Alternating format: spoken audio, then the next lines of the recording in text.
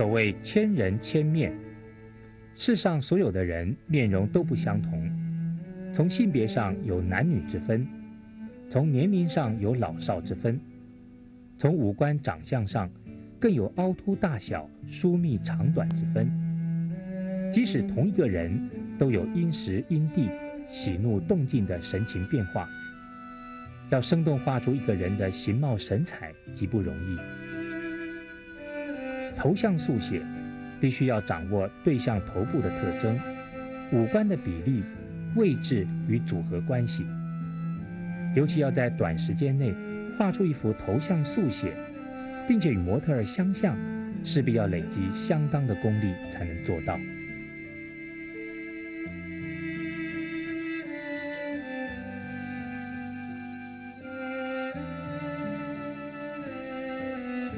今天我们呢改变一种方式，改变一种工具，就是用炭条，通常说用炭笔，因为炭笔呢有碳金笔，炭条画的跟铅笔画的跟碳金笔画的有什么不一样？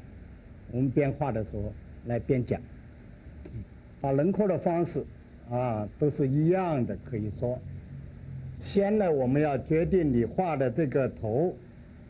在画板上面，在画纸上面，它在什么位置？它的高低，然后呢，注意它的左右，就是你大概这个头你放在画纸上面是一个什么位置？是这样呢？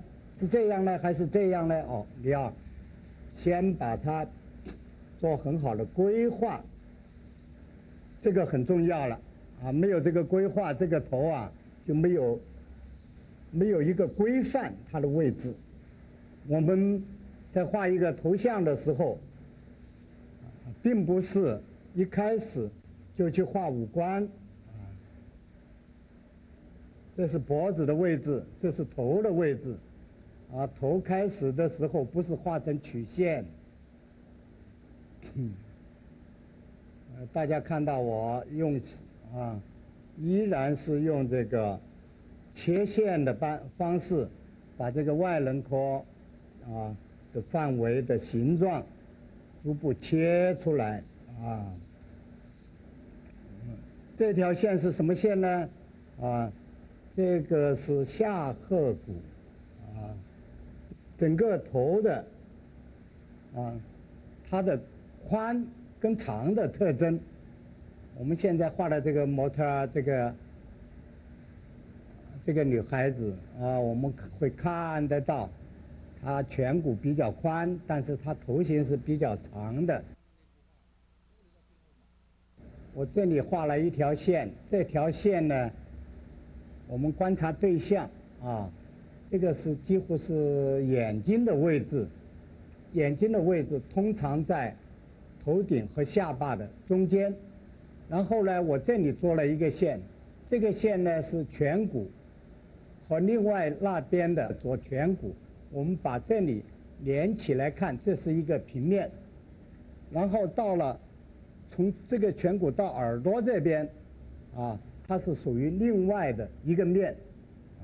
现在我上一点明暗，大家看到当我们画炭条的时候，我们很快的可以把这个明和暗，或者把块面，我们很快的就可以把它分开。我现在继续做了这条线，这是眉的线，这个眼睛到眉它有一个距离，然后在上面这是额头这个鼻子的位置在哪里呢？通常这个鼻子的位置鼻尖的位置。通常呢会在眉跟下巴的中间这是一个通常的规律。但是到嘴呢，我是用这个嘴缝做标准。这个嘴缝在哪里呢？嘴缝呢就是要看每个人不一样，就是它的上颚跟下巴，它的宽度、它的厚度是不一样的。我们要先把这个五官的比例先把它定出来。我坐的矮凳子，我看他的眼睛，把两个眼睛连起来，它是有一边高一边低，就是说眼睛的位置在我的眼睛的这个视线的上面，就形成了一种透视现象。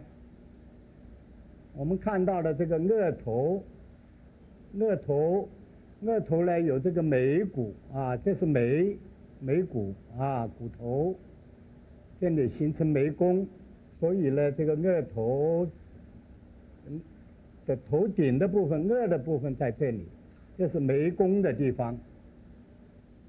我们在打轮廓的时候就要有个概念，就是对称的概念。我画这边的时候要画这边，画这边的时候要画这边，画这边呢要画到另外一边。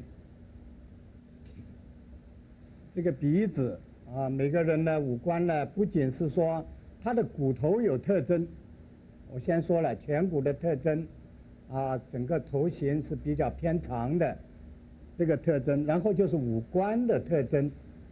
画鼻子的时候我们要注意把鼻子的这个大的特征先画出来这个大的特征是什么呢？譬如说这个鼻子比较高一点，比较尖一点，它的鼻骨的地方比较突出。然后呢，还要注意这个鼻的侧面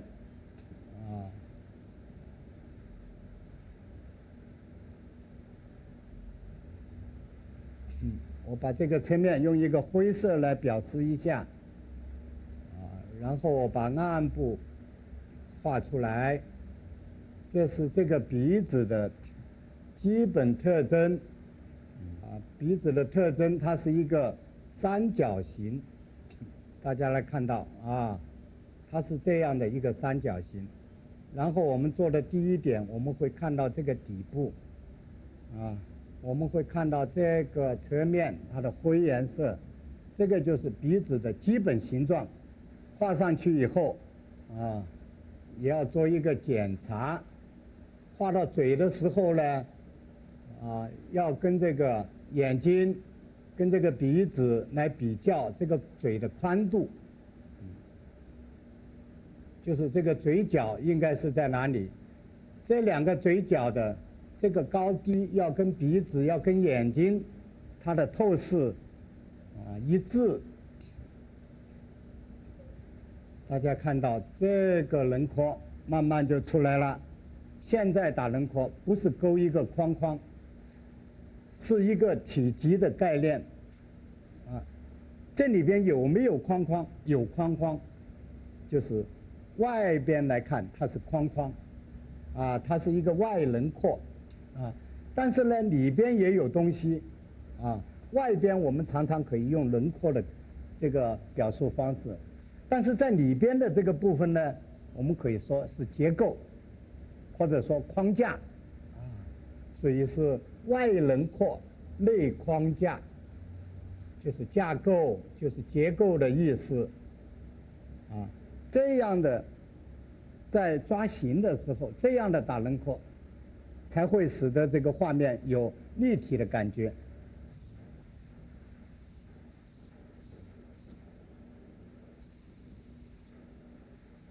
我现在把亮部跟暗部先区分开了，那么再跟着呢，再在五官上边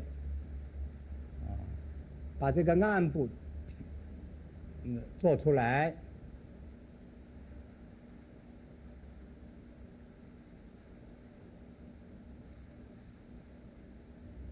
大家看到的这个鼻子只剩下一个朦胧的鼻子，眼睛也剩下一个朦胧的位置。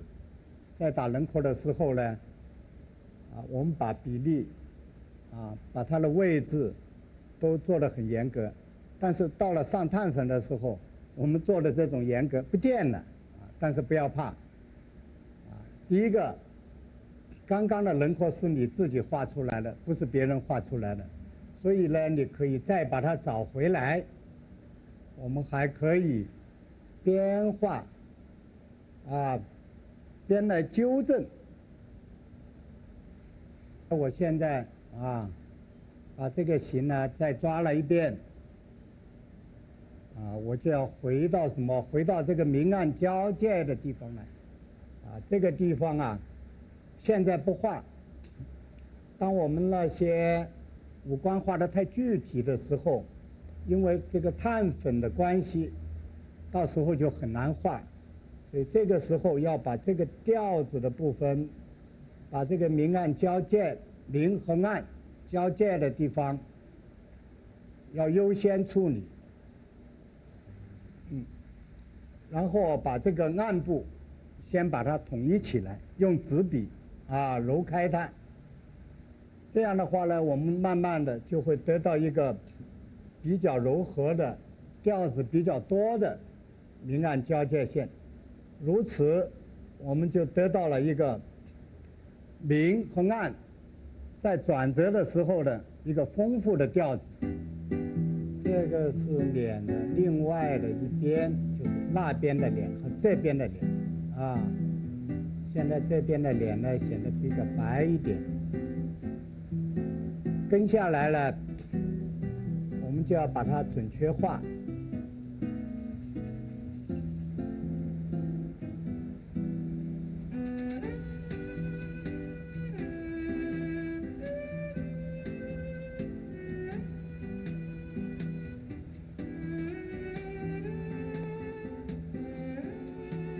现在我再用这个软橡皮，把这个亮的地方提出来。碳条很重要的一点，因为我们会有这个擦拭的这个动作，所以呢，你画上去的颜色比较深，擦拭以后它就变淡了。所以我们要有一个这个预估，就是因为你有一个擦拭的动作，所以你会画得比较深。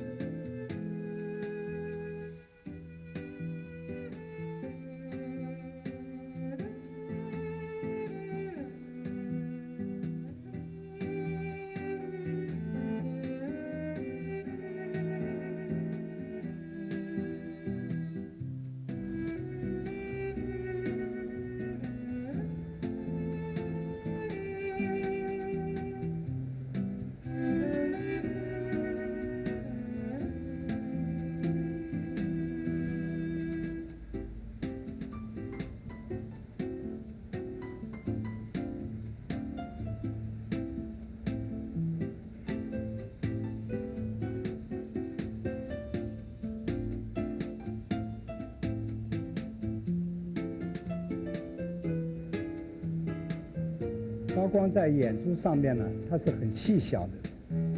如果我们把高光画得大了，这个眼睛就没神，画面就不活泼，所以画人物画，眼睛是一个很大的学问。另外呢，我们常常把鼻孔画得太黑、太清楚，鼻孔呢要画在鼻子里边，也画在阴影里边。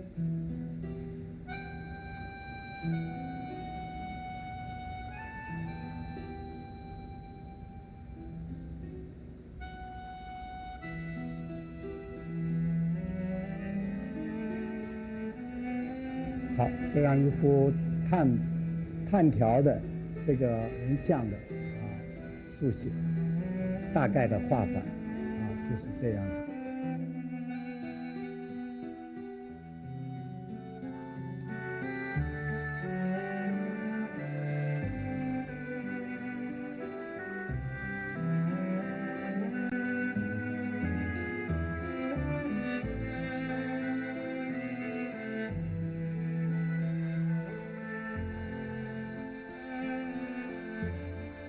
形是指人物外在的容貌、姿态和表情，神是指人物内在的气质、性格和神采。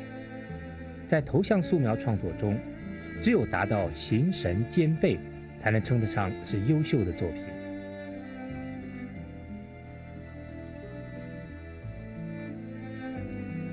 仅仅掌握了形体的相像还不够，其次要追求传神。在头像素描中，形与神是密不可分的两种元素，形是神的载体，神是形的灵魂，形神两者互为依托，缺一不可。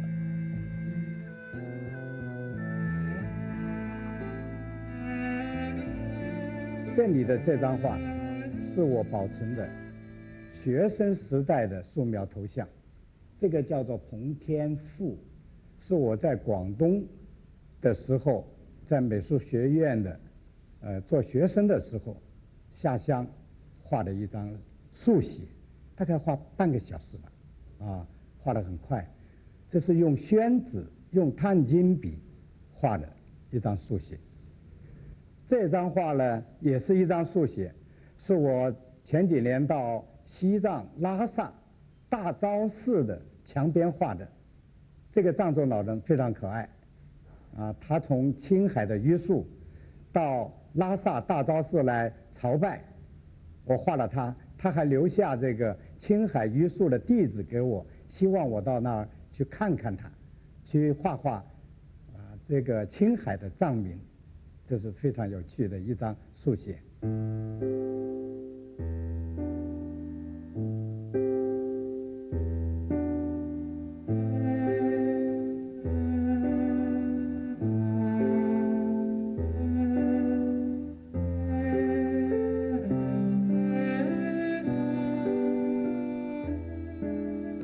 19世纪古典主义肖像画家安格尔对学画的学生建议，先要仔细观察模特儿的形象，研究其头部构造与五官特征，然后才去思考作品构图、明暗与风格等艺术层面的课题。因为能从模特儿脸上抓到个性特征，这是画作成功的基本条件。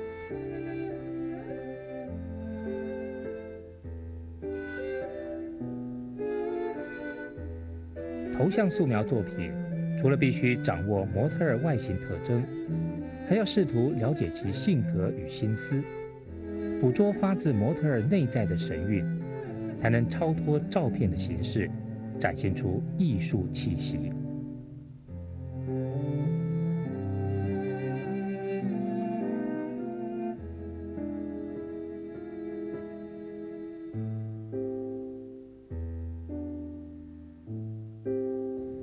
我们今天呢，就是画人物头像，画一个头像在人物画里边是非常重要的。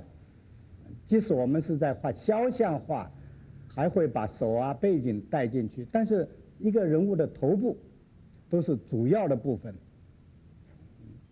画这个人物画的头像，它应用上面呢很广泛，除了我们在创作上面需要画到一些人物的头，包括他的表情和内心世界，而且呢，我们在生活里边，我们可以画自己的亲戚朋友，所以这个头像的练习是非常广泛的，而且非常实际实用的。画好一个人物的头像，是画好人物素描的最重要、最根本的练习。下边呢，我们就来进行这个头像的这个素描作业。我们在打轮廓的时候呢，为了容易比较修正轮廓，我现在呢用这个炭条，轻的炭条，淡一点的炭条来先打轮廓。这个炭条上了这个粉彩纸以后，它比较容易擦掉，在打轮廓的开始的这一步，用这个炭条比较得宜。我们开始画的时候，一定要看看这个头像，你准备放在这个画面多高，准备画多大大概我们这个头像大概就准备画这么大的样子就是从头顶到下巴，通常是这个样子然后呢，我们会看到这个头呢，你准备画的这个头它有一个宽跟长的比例。现在这个宽跟长对不对呢？我现在用这个炭条或者用碳金笔都可以，我去量一下，就是我伸直手背，然后这个顶的部分就对着这里，对着他的头顶最高点，然后呢底下呢对着他的下巴最低点，看一看，看一看以后呢，我再横的量一下，横的量一下，最宽的颧骨到最右边，最左边的颧骨到最右边的耳朵，它多宽？它是相当于等于这个长度的2/3我们看看这个长度，如果我们分成3份，2份是这么多，差不多进来一点点这个就是我们今天这个头画的这个头宽跟高的比例。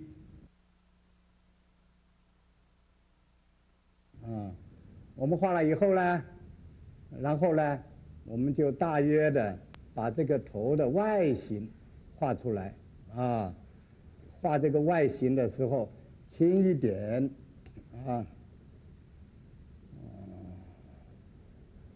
大约的外形这是大约的外形，颧骨的地方，那个头这是楼顶的地方这是颧骨的地方颧骨的突出点的地方然后呢，楼顶最高的在这里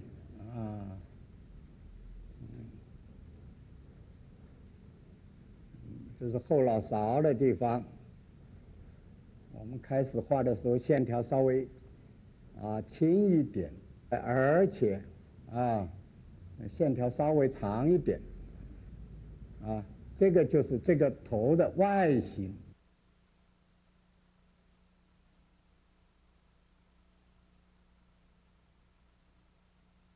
我们掌握了检查一遍，看看这个外形对不对，大致上对不对打轮廓的时候我们千万不要用这个弧线去画，这样常常画不准。所以呢，我们开始的时候呢，一定要用比较直的线条去画，这样反而呢会比较抓住对方的我们所画的对象的这个特征这个外形差不多了以后，我们看看我这里呢会做一条线，看到吗？这条线很重要，这条线呢是颧骨的这两边颧骨的这个点然后呢这里呢大家看到这里有一个耳朵的线，这个耳朵在哪里呢？耳朵在这里，这里这个面颊，我们现在画的这个面颊是在它的侧面的，这个面颊多宽？这个脸颜面有多宽就从这一条线先把它分开分开以后呢，我们现在看看要做一条中线，这个中线是穿过鼻子的一直到下巴的。这个中线从我这个角度看，因为有点斜，所以这边比这边就是靠近我的这一面比较宽，远去的那一面比较窄，这个中线至关重要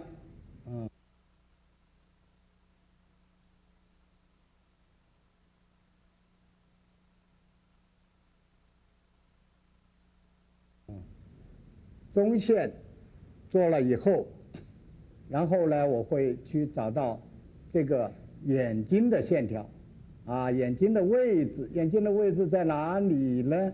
我今天做的比较低这个眼睛的线条，这个比例它的位置，本来一般的人这个眼睛应该是在头顶到下巴的这个中间，我们说1/2的地方，但是我做的比较低而且这个李伯伯呢，他下巴这里比较壮硕，所以这个眼睛呢就稍微有点高了一点提高了一点，然后呢，我们会看到鼻子和嘴的这种比例。鼻子在哪里呢？鼻子大概在这个位置，然后眉毛在哪里？眉毛在眼睛的上边，眉毛是附在眉骨上边的，然后到嘴，我们看看嘴，下嘴唇的地方在这里，它底下还有一部分是下巴，这是下嘴唇，这是上嘴唇。你看我现在把它的比例做出来，注意这里还有一个地方，这个地方叫做发际，就是头发，虽然老先生啦头发掉了稀疏一点，但是这个发际还是看得到，这是很重要的一个地方。就是说我们这个通常的比例来讲，这个发际到这个眉毛，眉毛到这个鼻子，鼻子到下巴，通常是1/3、1/3、1/3、1/3，但是这是一个规律。我们真的画的时候，每个人的比例还有一点点不一样，所以你还要找出那一点点的不一样。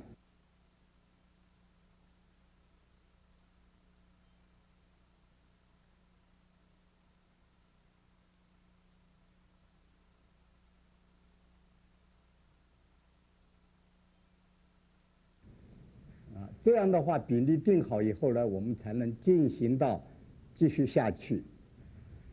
我现在画的这个部分是鼻子，我们所说的这条中线呢，大家注意，它是在走动的，所谓走动的，它是有起伏的，所以这个鼻子的部分是。我们看到它有一个基本的形状，就是一个三角形，大家看到吗？这个三角形。然后呢，我们看到它中间的鼻梁的部分是在这里，然后呢，看到了这有鼻头的部分，这是鼻头的部分，这个部分，然后呢，这是鼻翼的部分。两边，它的鼻翼比较大一点。然后我们画鼻子呢，还要注意这个底部，大家看到这里，是它的这个形状的底部，这个底部它占的这个厚度有多少？这个要标示出来。这样的话呢，我们就得到一个鼻子的大致的造型。然后看看呢，这个我现在在画什么？在画这个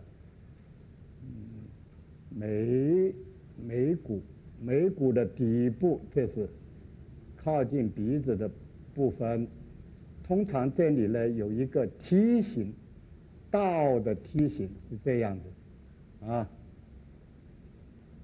每个人都有的，就是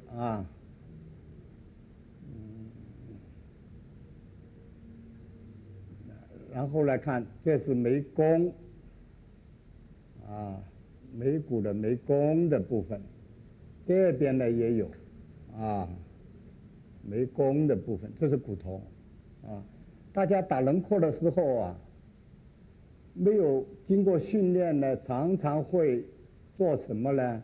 常常会勾眼睛，去挖鼻孔，然后把眼珠早早的勾出来。你看我现在眼睛呢还没有画，我还在做什么呢？我还在做这个大的这个比例关系和形状的这个认识和探索，所以不要一开始就画得太具体。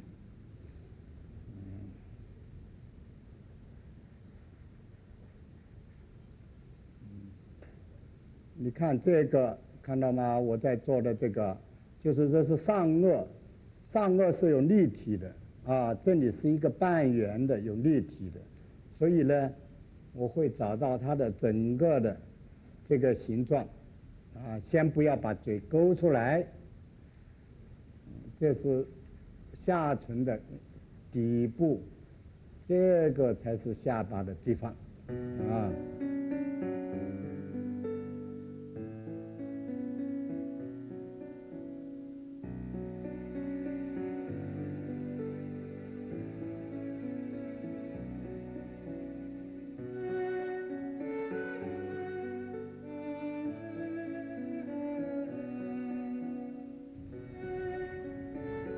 好，我再回到这里，回到额头，啊，这个额头我们现在会画得更准一点。然后这个地方我先说了，这是什么地方呢？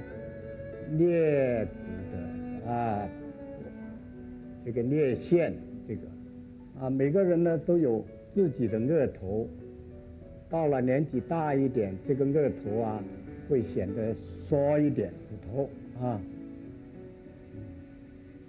然后大家看眉弓到颧骨这里是很明显的一个转折，到这里，到这边以后啊，就走过去了，就是我们讲的这个太阳穴的地方啊，就是这一块。然后我再找这个颧骨的地方啊，就是找这个颧骨，这个点跟这个点我们要呼应来画，这是颧骨的地方。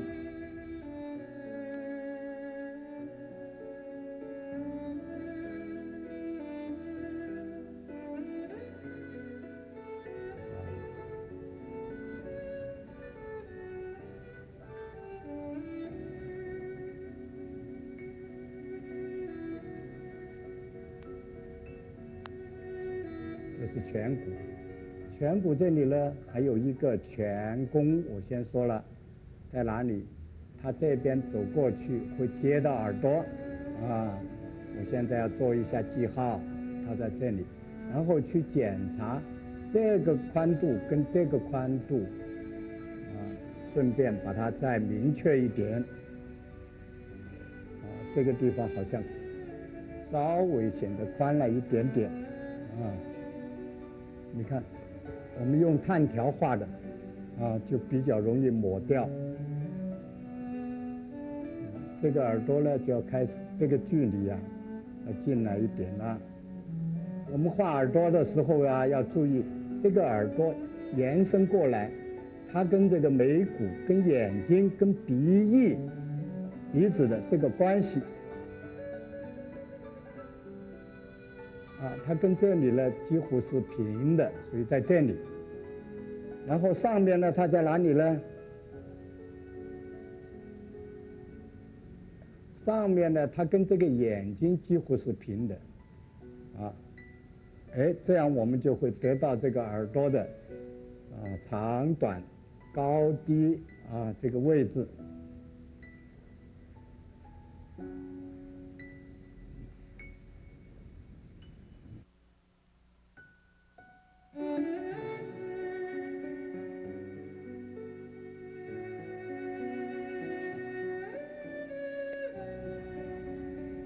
然后看看这个头发的部分，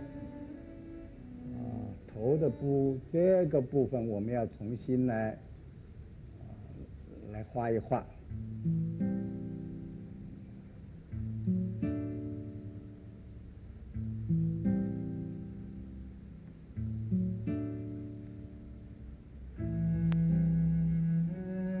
这个部分的坡度还不够斜，啊，这外边没有了，把它擦掉了。这个老先生，这个头型比较长一点，啊，你看我抓了哪些地方呢？啊，我抓了这些额头的地方、眉骨的地方，然后颧骨的地方。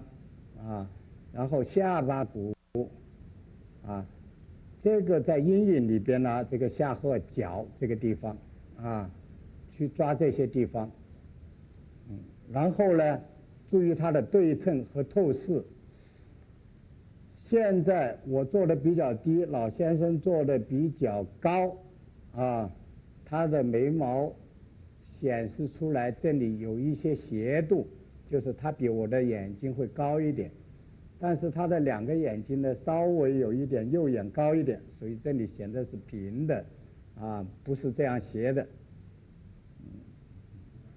大家要很仔细的去找它的位置和定它的位置，这样的话呢，我们这个虽然没有上明暗，虽然我们这些东西所画上去的东西都不是那么清楚现在，但是它的位置已经定了，已经找出来了，就是它们的关系已经找出来了。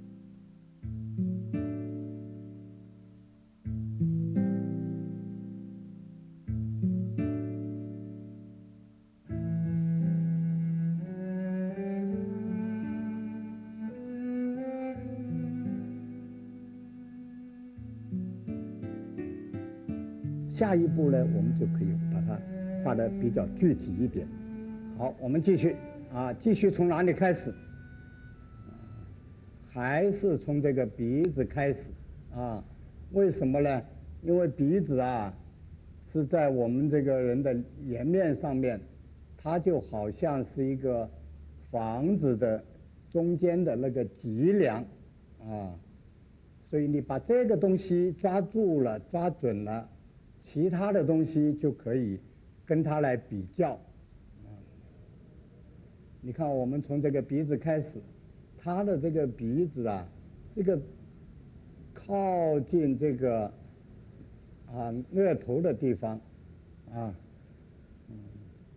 我们讲这个鼻根的地方它比较窄，然后它的鼻头呢比较尖一点，然后弯曲下去这是它的鼻尖的部分。然后呢，它的鼻翼我们看看鼻翼比较大一点。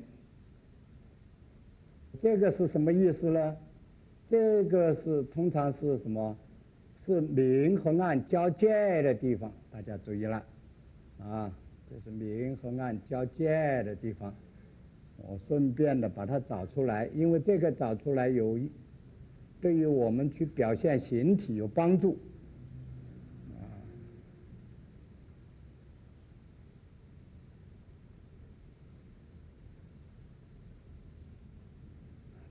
大家看到，我画了这个鼻子，我画鼻子的时候呢，顺便把阴影画上去然后去看看这个鼻子它的大小、它的位置，对不对？我这里边这个阶段我还是用的炭条这是眉骨的地方。好，我们要看眼睛。这个眼睛我们常常把眼睛不是画高了就是画低了即使一个很熟练的画家这个部分都是要认真注意的，因为这个比例不对看起来就不舒服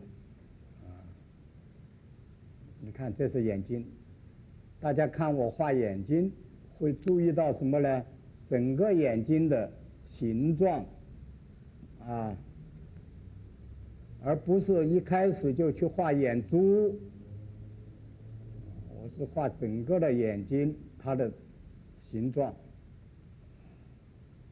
而且呢，在眼珠、眼白在这个阶段都不要把它画具体大约就好。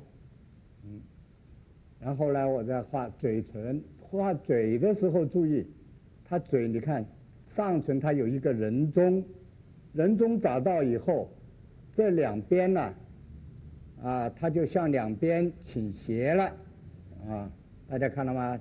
这是人中在中间。那上唇呢，它有个特点，中间是尖的所以我先把这个部分抓出来，这是上唇中间这里然后注意上唇的厚度，然后注意它的宽度然后呢，这是下唇，下唇从哪里开始呢？我们要注意，每个人的下唇呢，中间呢都比较，就是从这里到这里，它都有一个小小的平面，啊，就是这一段是比较平的，这是我们讲一般人的下唇的造型，啊，所以我把下唇这个造型抓住，因为它下唇比较厚实，比较伸出来，啊，所以有个暗部，比较明显的暗部。好，这个五官的大致上的特征，我们就把它画出来了，啊，由于年老的人，这个眼袋比较明显一点，啊，可以这个时候补上去。画者可以根据加框的法则，找出模特儿的五官特征和位置组合关系。在打轮廓的阶段，要格外注意眉、眼、鼻、耳的长宽以及厚度，并反复对称比较检查。如果这个阶段尚未掌握精确，不宜进行下一步，以免因相似度不足使写生作品走样。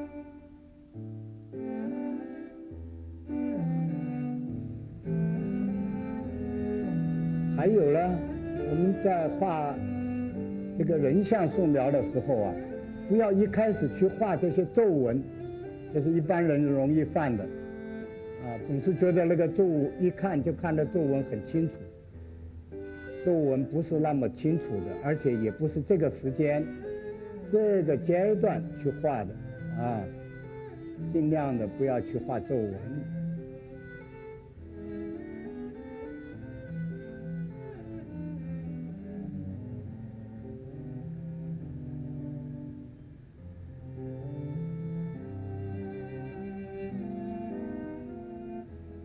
注意这个下巴，啊，这个下巴呢有一部分，这一部分是暗的，啊，大家看到这一部分是暗的，啊，这部分是受光的，它整个合起来组成了这个下巴的，这个形体。有的时候呢，我们常常把这些暗的地方看不到，所以东西就比较平画的。好，我们现在把这个颧骨再具体一点，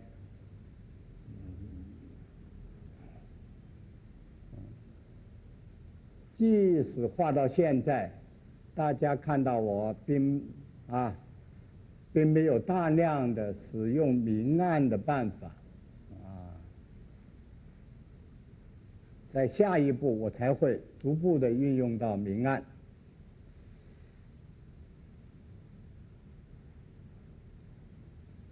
我们在画人的时候，如果从这个角度画过去，常常会把对面就是鼻子的那一边，这边的东西啊，把它画多了，这是要小心的。所以我再一次检查，防止它画多了。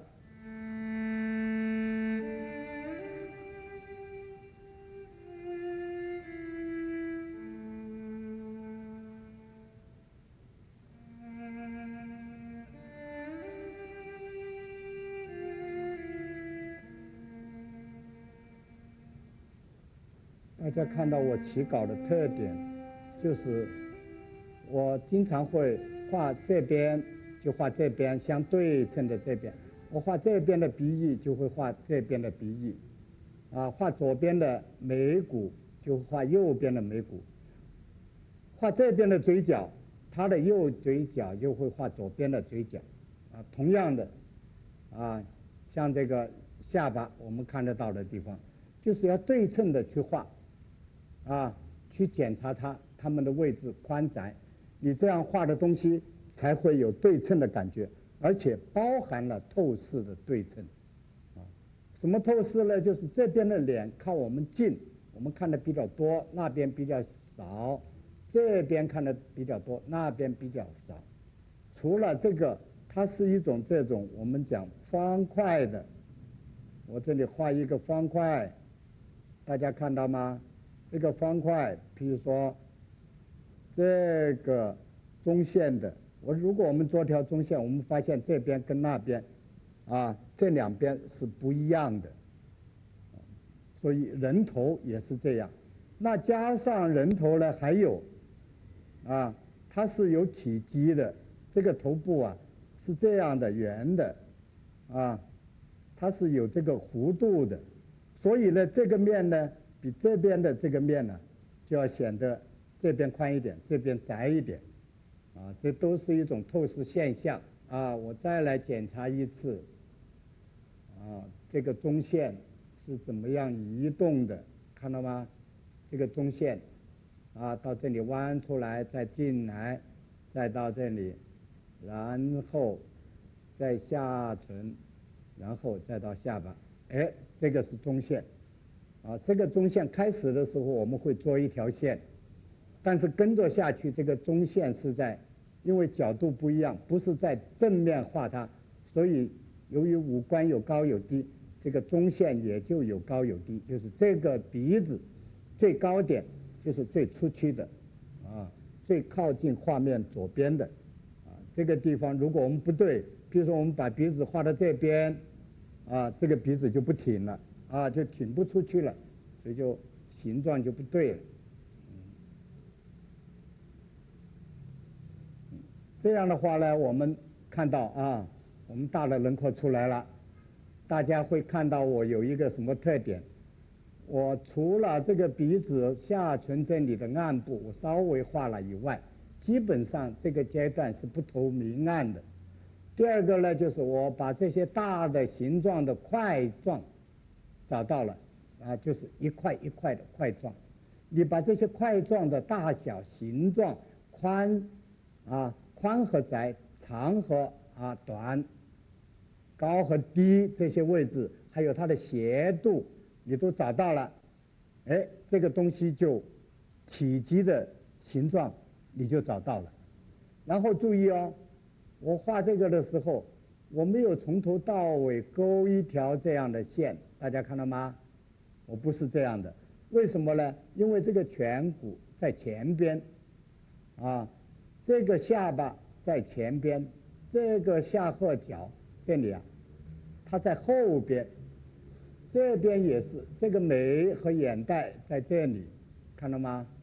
那个颧骨呢，走到后边去了，所以这个形体在变化，你不能勾这样一条线，它没有这条线，它只是形体。我们讲的轮廓，这些线，我们看到的这些线，实际上就是形体它的外圆化，就是这个形体看到吗？一个立方体我这是大约讲的，它的从这个角度看，它的外沿就有这样的一个外沿，所以所有的这些轮廓线、边缘线，这些线就是这个体积的它的边缘，从这个方面理解，你去打轮廓就容易打得像了。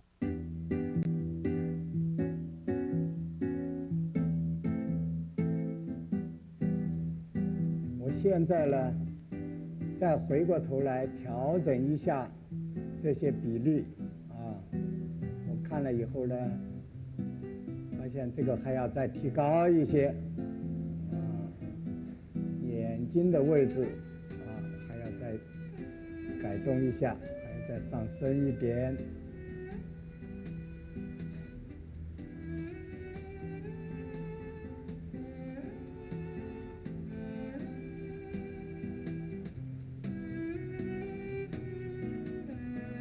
这个因为是用炭条画的，所以我们把它擦掉就比较容易。眼睛再小一点，上一点，这样看起来比较舒服了。各个位置，各方的位置再检查一下。这个颧骨这里应该再高一点点，这个点。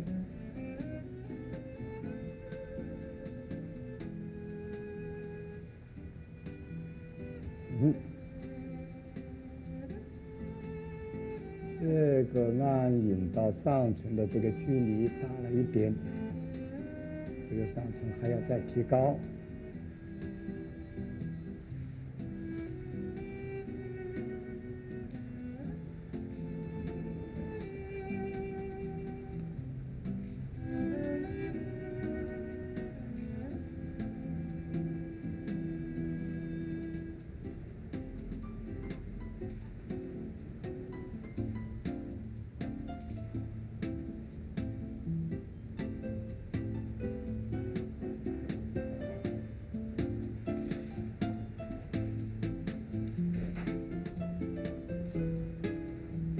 我们现在呢，画到这个地步了啊，画到这个地步呢，再下去了，我们可以有2种办法，一个呢就是从五官开始画具体，然后再带到暗面；另外一个办法呢，就是先把大的明暗画出来，再反过来再来加工，深化五官的部分。现在在做这个之前呢，我们这个探调的阶段就告一段落了。在这个之前呢，我将这个探调的部分把它擦淡一点，因为这个是容易脱落的部分我把它擦淡一点，大家看到吗？但是那个痕迹还在，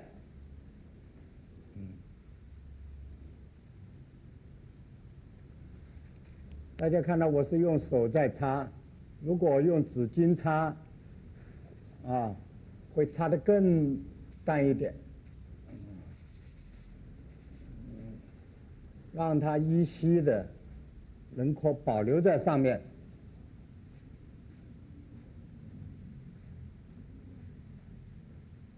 这样轮廓就淡了很多了现在我在画的这个纸是什么纸呢？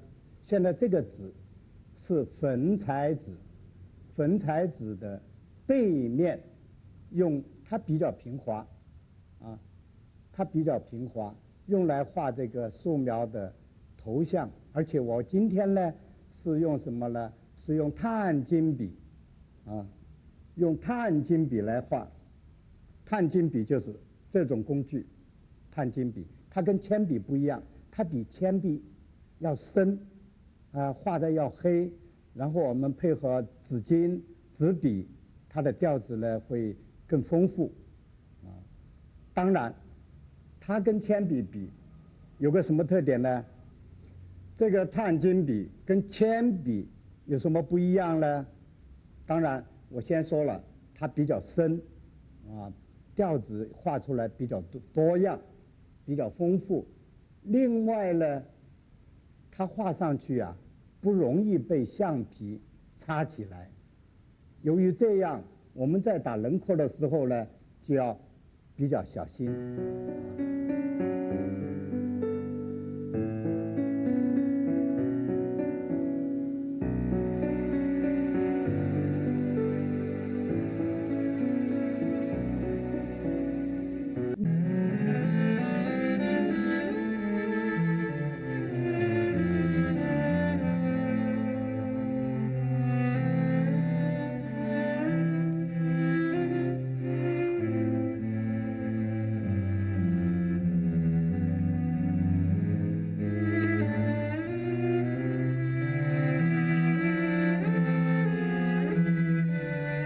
17世纪法兰德斯派画家鲁本斯曾经提到，影子与光的部分不应超过一幅画的1/3以上，应该留下2/3的面积作为中间调子。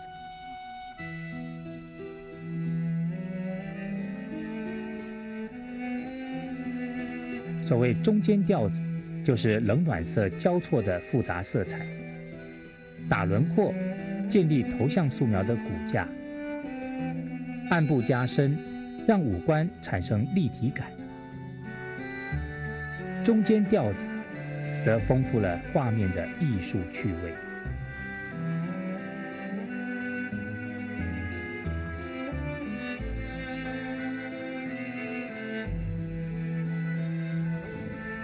那我现在呢，从暗的地方开始画。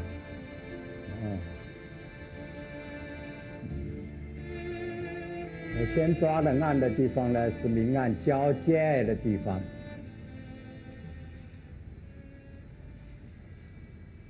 我画鼻子的时候，就像画石膏像经常用的办法，我会把暗的地方呢画成一片，大家看到吗？画成一片的颜色。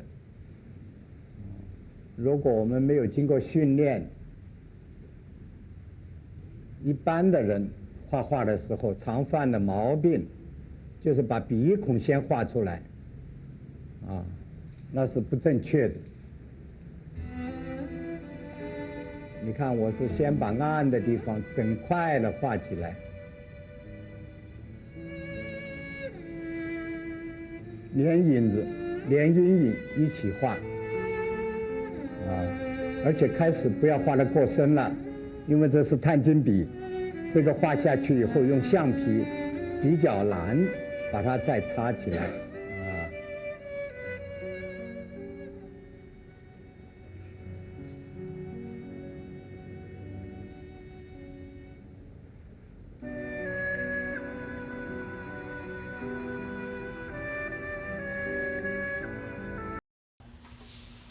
First part, and this is the thing that actually, it seems like it's the simplest thing, but it really depends, and it affects everything else that you do with drawing the head.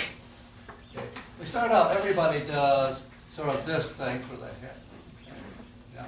Well, when you're doing that, you actually have to be a lot more careful when you're doing it. When you're taking it, you're establishing the whole attitude and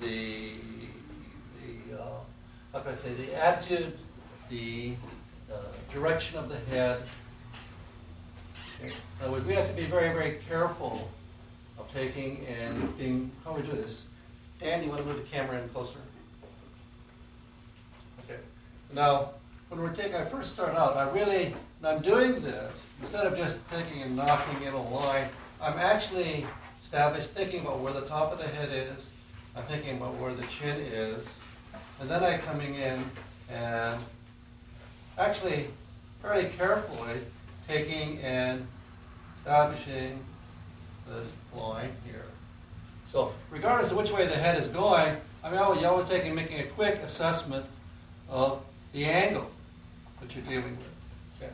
Now the next step is the way the head tilts, one way or the other, forward or back. Okay. Now in doing this, we're really talking about, first we're talking about the center of the head. Of course, the eyes are dead center. And we'll go through these proportions a bit more. And now, when you're doing this, we take and use the very basic idea of the ellipse as a way of taking and showing the attitude of the head. So at first I take and I establish where the center is. Then I'm thinking about, okay, how much the head actually takes and turns down or up. So, but this ellipse, again, is one of those things that is usually done pretty sloppy. You can't be sloppy about it. That ellipse has to be at a right angle to that central axis of your joint of the head. Okay, now starting with that, say, okay, this oval works great if you're looking straight at the front of the head. But in reality, most of the time you're not. You're taking and dealing with the side of the head, you're seeing profiles, seeing all kinds of angles. Well, the minute you start doing that, you start realizing that the head isn't a nice, neat oval. There's a lot more space taking place involved in it. So there's where we start taking. You really need to take and know the whole structure of the skull, the head itself. And so that's really where we begin now. So when you take and we start doing this, like we start to look and say, well, maybe the head is turned a little bit. If I start to take and thinking that axis is bent, you got this oval. We start to realize that there's a lot more to the back of the head. And actually, if you take the head in profile, it's pretty close to being a square. Okay. Now, let's take and go through some strategies for seeing, because you really need to become familiar with how the basic structure and have an approach for dealing with it. So now, when I'm dealing with this, I try to see, okay, let's take a look at this head. Now, if I'm taking my finger, and I'm wrapping my fingers around the eye, coming around the back, this whole section now, the whole upper part of the head, is really like an egg. It's this type of a shape that we're dealing with. In fact, as we come through, in other words, your fingers come right around and really work into the eye. So to begin with, we start to see that you've got this whole egg shape that's going on here. If you look at it from the top, you can see that the head is a lot wider in the back than it is in the front. So actually we have an egg shape going both ways. We start to see this sort of standing it on end here, slightly flattened out a little bit here. So we start to visualize this egg shape that's got going here. Now, if we take this shape that we're dealing with here, and we're just going to go through this slowly, step by step. We take a baby, for instance. We look at a child's skull. We find the child's skull comes down. The nose is barely sticking out. There's practically no jaw here. I guess I should draw this a little bit so we're not confusing here. And we see the skull is the primary element that you're dealing with. Okay. So the lines take and come down. You find that the curve, very strong curve. The eyes are pulling in here. Little nose coming out. You feel the jaw stepping down through. But the back, the main of the jaw here is very, very small. It's almost non-existent. Really, no teeth at this point. This is very, very small. So you look at the proportions, for instance. Find that the eyes are roughly 1/3 of the way compared to half when we start talking about an adult. And this really becomes, now when we start thinking of the child, this is really what we look at in animation, we think of as like cute proportions of a child. Okay. But what happens now if you start looking at this skull? Let's just take a piece of paper here and start going a little bit farther. A way of thinking about the skull that you can handle it easily. Okay. So now, if we start out, let's do sort of a 3/4 view of the skull here now. Round. And we're progressively going to get a little more complicated as we go through. Taking the center, coming down through here. Now, let's take this guy's jaw off here. If you look at this part of the muzzle, when you look at the mouth part here is really very small. It's really like a small cylinder that is taking and coming out of here. You notice that we really see the eye sockets and the cheekbones are really something that's sticking out from that. Okay. This is a very small section here. So we start off by taking and looking at this, visualizing that we have first, this is like a cylinder, like I said, that's coming out. In other words, you want to feel this is going down, and we feel this is coming out of here. We start to see this sort of a structure. Okay. Now, if we look at more at this, now you start to see that we've got this. And I'm saying you can really see that you've got this architecture sticking out here. The fruit guy just lost his head here. Okay. Flipped his lid. Okay. Now, you look at this cross section here. You can see how flat this is across here. The cheekbone really sticks out. Okay.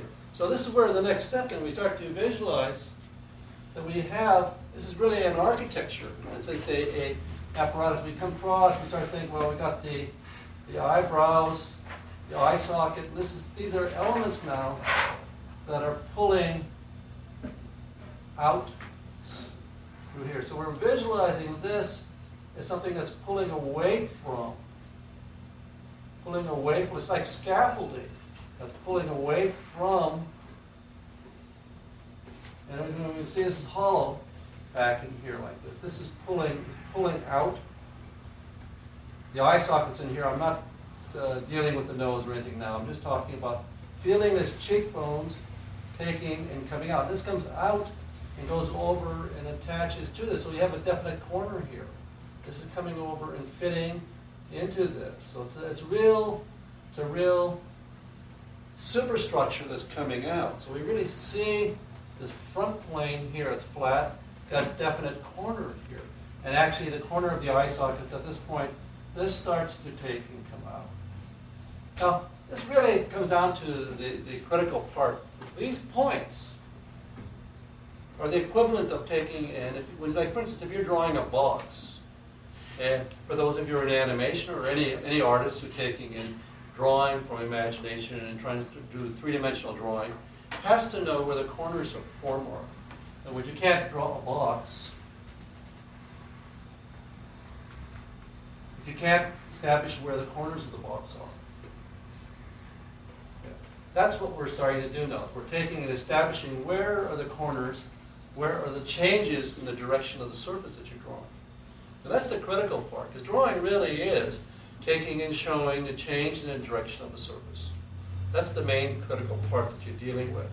So this structure now, these points become very, very, very critical points that you're dealing with. Okay, now, as we keep going through this now, we're talking about essentially this box type form here. And in fact, here, this plaster that I made a few years ago, you can see we're taking and emphasizing the planal aspect of the thing, because you have to be continually concerned about where the corners are. So this, but you can't, just drawing boxes doesn't make it. You really need to know what creates the box. And the box, the idea, is really just a way of helping you to understand and to see what you're looking at. What you're looking for. Now, let's take and step back a bit. Now, go back to our ellipse a bit now. So now when we're taking and we're seeing, starting out, we're saying, okay, we've got this round egg. We're feeling the head coming down. And starting to pull these forms up. You're thinking of the center, the eyes, dead center, coming through. Okay. Visualizing this form coming through in here.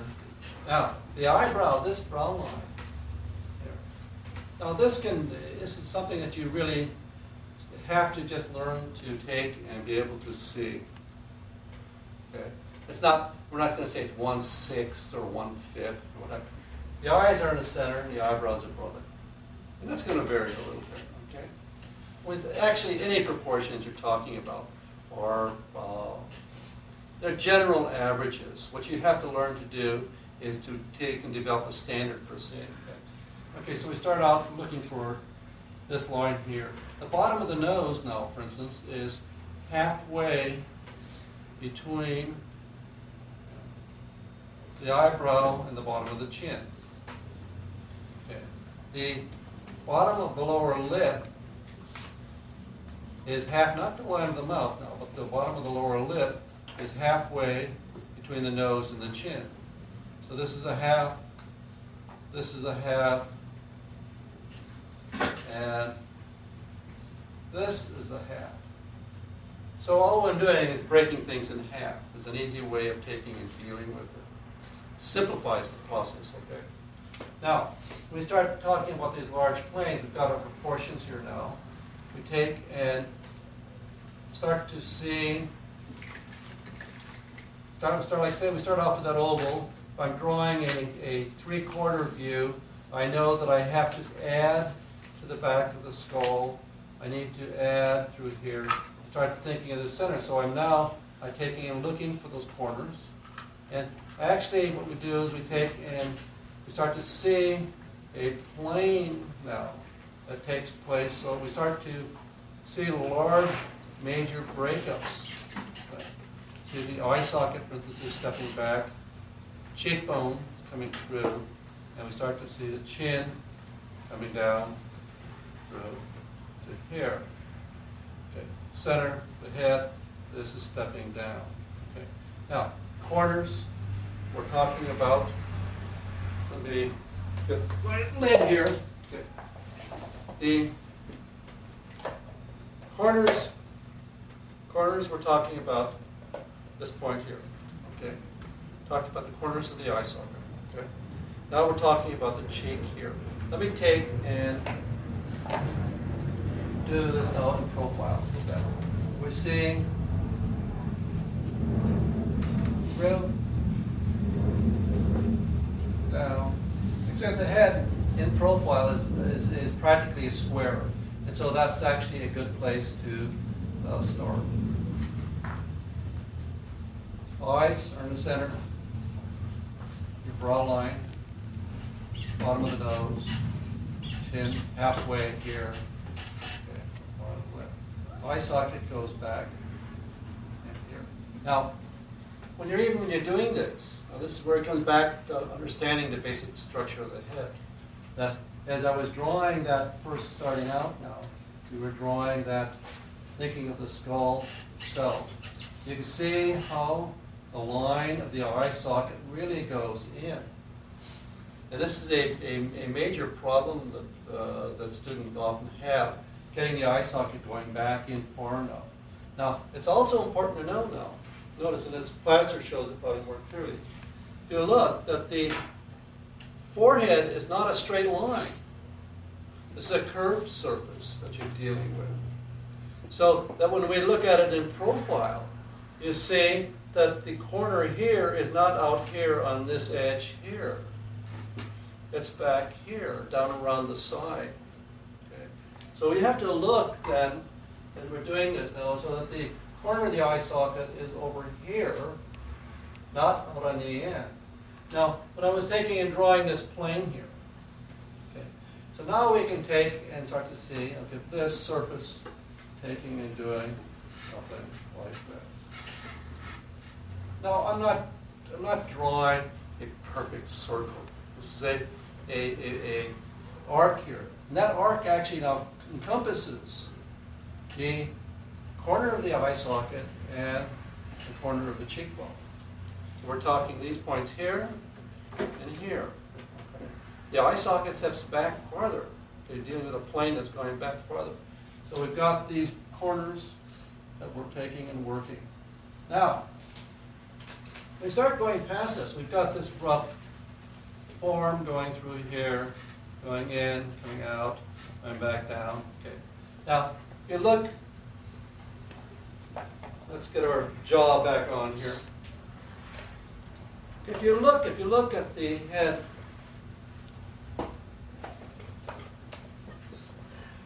let's work with my plaster a little easier. Okay. If you look at the head here. This really, the mouth area is like a round. We use the analogy of like an orange, half an orange stuck on the face. It's a round curved surface. So when you look, you can see that this part is coming out. You can see. We'll have to leave him skullless or brainless. Okay. You can see that this is a curved surface here. It's round. It's not a straight line. Okay. And that's really very, very important. So that when we look, we see that this surface here is really a round surface that's fitting on that plane. So when we're drawing and looking at it in profile here, then you're thinking where the chin comes down. That this plane, this front flat plane here that I'm drawing, that we see that this part is really going out like this, coming down. The nose then is taking and coming out from here. The base of the nose is here, and then we start to pull out to here. Okay. So we've got this rounded surface here. So let's going back to our basic structure here then. What we see then is this is not just this, it's really something now that's coming out like so all of these points become important. And you have to start to be able to see these relationships now. So as we start out now, say, okay, let's take. Okay, first, let's take and clarify this thing of the ear a little bit.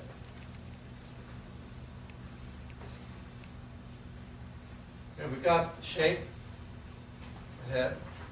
Now, essentially you can say that the ear is dead center of the eye. So we're looking at a proportion that we're seeing the eyes coming through, feeling this coming through the eye.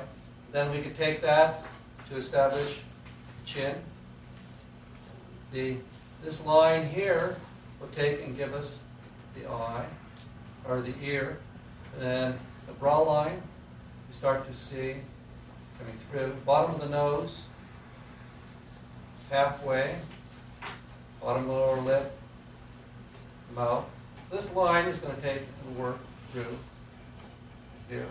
We've got the jaw is dropping. The corner of the jaw now will take and line up with the line of the mouth coming through. So you got this line to the corner of your jaw. Okay, so this coming through to here, and then we're taking, pulling forward. Got the eye socket pulling back. We're feeling that curve coming through. The nose is taking and pulling up. And we'll talk about the features separately now. You start to feel this coming through. And the hair coming back. Now, as while I'm at it here, the pit of the neck is roughly the same distance as from, say, is below the nose, top of the head, coming through. Okay, which corresponds to in front the width of the head. Okay, the neck also is wider at the top than it is at the bottom. And the next session we will be taking and talking about the neck and how that fits in. Okay. Now, so this is halfway. Now, what's important here is we have this alignment between the nose and the ear.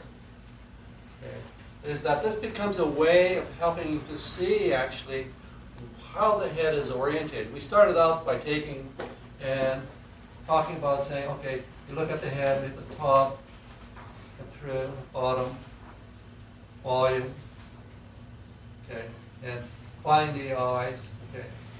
Now, the hard part is really to take and establish which way do you draw the ellipse, which way the head is tilted. That becomes really the difficult thing at times to get. And so what you do, and the simple way of doing it, is you use the relationship that we have of the ears to the eyebrow and the nose. The bottom of the ear to the bottom of the nose. Okay. Now, the simplest way to begin with, if you take this corner that we've been talking so much about now, this is where all these points are so critical.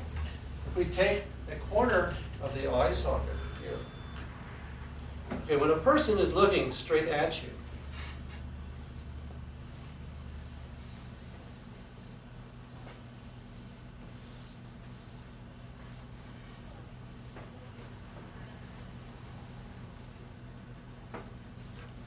that line will line up with the ear. Okay. That corner, this, to the ear. Okay. The minute you tilt the head, now if you look at me, okay, I'm fairly straight, this is going to line up. Now, if I move my head down, obviously the ears become higher than my corners of my eye. Okay, a simple way of doing this when you start getting a tilt and start dealing with this is you just hold your pencil up. Just hold your pencil up and you check to see, okay, what's the angle of this from here to here? And then you hold your pencil up and say, okay, what's the angle for the ears? If you're doing this, you say, oh, you got this, this. Right away you start to see, now for instance, let's take and do, the figure is here, but it's tilted. So if I find that corner, I look for that corner, and I just hold my pencil up and say, oh, that's going this way. And then I hold from that corner there, I look to the ear, and I say, oh, how is it going this way? And the minute I do that, I know that what I'm doing is I'm looking up at this. This is like looking at a box now that is taking and going this way. So that really establishes now the whole direction of the whole thing. That immediately then tells me which way to take and deal with the ellipse of the eye that's going through in there. Thank you, Sean. So we've got this surface taking and coming through and here. Okay. So that's a critical. These points are really important to take and establish because they take and tell us which way something is going. Okay. So this proportion. Now you can also look at it another way. We can just take the line of the ear itself. In other words, if I got this head here, and if I take the line, I say, oh, the ear is here. If I just take a line either through the center of the ear, it's like taking and shoving a pencil through somebody's ear here. Okay. Not recommended. Okay. So we can take, and you immediately see if you take, and how does the eyebrow? The eyebrow down here, is it up here? And you can just look at the ears to where this thing is. And it immediately tells you the elevation of that head, which way it's tilted. So these points, these proportional points then become very, very, very important in just in establishing this thing. And in fact, the ear, as we take in dealing with the head, if we're looking at the head from the back, if we look at the back of the head as we're coming through, what we worked with there is this curved surface here, coming around for your mastoid process all the way around to here. This is where your muscles take and attach for the neck. So that curved surface then becomes a point that we'll look for. But again, as we're doing that, that's the back of the cylinder for the head. At the same time, you use the ears as a way of helping to show where something is at. And again, the brow. I look at the corner of the eye socket. Now, the minute I do this and that, you know the head is tilted. The head is going down, and we start to realize right away, very, very quickly. And these are things that your viewer immediately reads. We're used to looking at this stuff. Okay. So now, when we start to go into let's start going. Now, Thanks, Gil. the head probably more than any other part of the body. You really have to have a good handle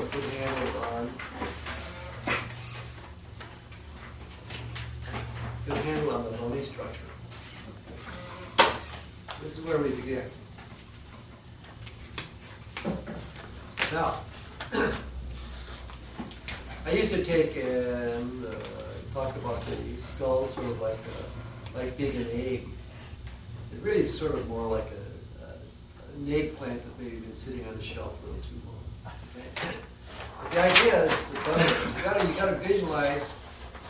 You have to visualize really the shape.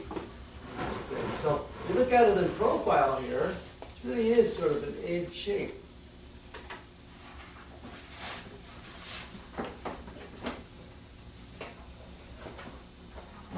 And ignoring the frontal part here to start with, but just the basic shape.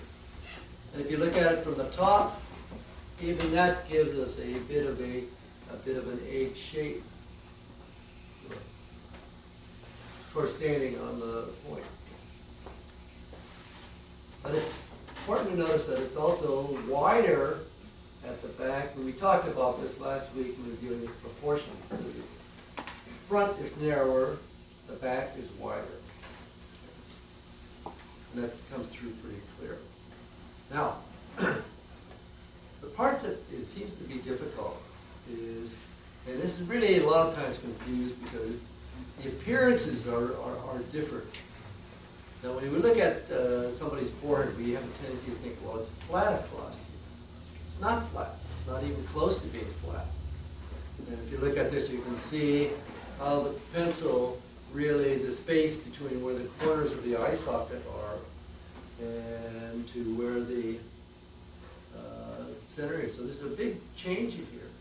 Right across. This is really a curved surface. So now, when we start talking about that curved surface, we're going to build this thing up in a series of steps. But we start out with visualizing, drawing this sort of a 3/4 view. So I'm thinking the profile halfway this way, coming around. And as we pull underneath, in other words, you cut through here, the hand just curves right into the eye socket. And then the whole muzzle area is really very small. We take off the jaw here. It's really very tiny. This is really like a cylinder that takes and fits up into the skull. And so just defining a few steps that we can visualize, so we can see that this part, now that the muzzle part is actually a curved surface. It's a cylinder, but it's a curved cylinder. And this is going underneath here.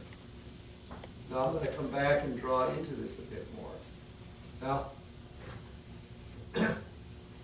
the part that has it's actually quite often difficult to see. You have to really concentrate on the corners of the eye socket, how they really pull up. Because these become the point that really we take and defines the front from the side. Okay, so this line, the corner of the eye socket, the cheekbone, and when we would pull down into the masseter muscle down to the jaw. This is really the side to front. Now, when we're drawing this then, we have to start with the idea that this is a curved surface. A curved surface. And the corner of the eye sockets are taking and they're pulling out. They actually are pulling out from this surface. So this surface, as it goes pulled down through here, we feel the pull. Because I'm drawing 3/4 here, so you can see it is coming out from the other side. These are almost like wings taking and pulling out. This part coming out. And it's actually at an angle. It's not straight across. It's coming out. So we can feel this is a surface pushing down on the other side over here. This is coming through. We have a line created in here. That is where your masseter muscle, that's part of what's creating this line here that we see in the plane coming through. So we have a pull. These muscles, this stuff places here, pulls in. This is where your temporal muscles are taking, coming down and attaching to the jaw, going in behind your zygomatic arch here. So, but this is pulling out. So I'm going to really emphasize that this is a curved surface here, and we're pulling out. Now, this corner right here, and we're taking and drawing this corner coming down. Now, a lot of times when you're pulling this down through here, it's actually on the skeleton here, you come up and try to put your finger on it. Well, it's not that clear. It's not that obvious. But when you look at a person, it's very obvious.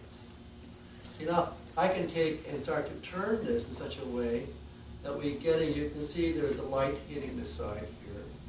And you can feel the corner. So the corner becomes really clean. It's very definite point now. And so working with the light, and then we use this curved area. We can feel this coming down now, coming through. So at this point now, we're pulling over here, coming through. This now pulls around and goes back. So this is all hollow behind here. And your cheekbone then, your zygomatic arch, is pulling back to the halfway point. This is your halfway point.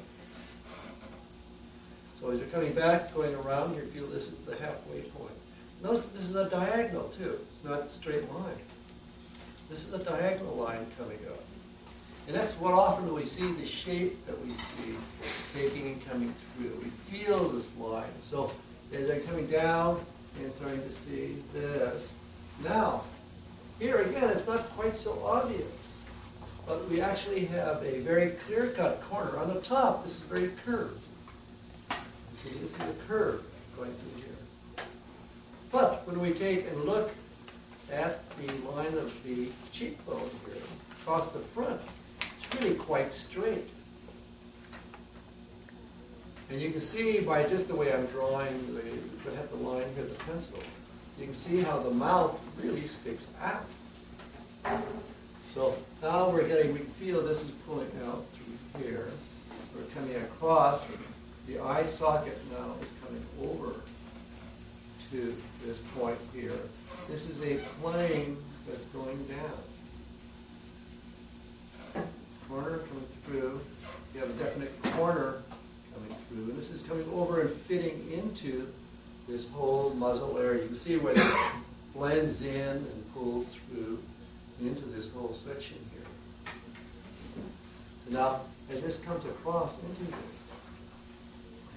now, the space in between here, this is where a tremendous amount of difficulty is, because again, it'll vary from individual to individual how extreme this superciliary bone or globule it comes through here. This is a structure that you can, if you can visualize it, almost like a piece of corner molding. But it's important because this helps to define where we have a frontal plane across here, and it also is what the eye socket here is fitting into. So as we're taking and drawing this now, you can see pulling this form in, and it cuts across this way. Now, like I say, this will vary from individual to individual. But this surface here, now we take and it comes down, and the amount of set down here will vary, but this is, like I say, like a corner molding in here, coming down this way. I'm going to take and emphasize this fact that this shape here fits into this shape. So this is coming across this way. So you're really seeing that this is a part that if you run your finger on your own eye, you feel that that's a bump that you're running into there. Okay.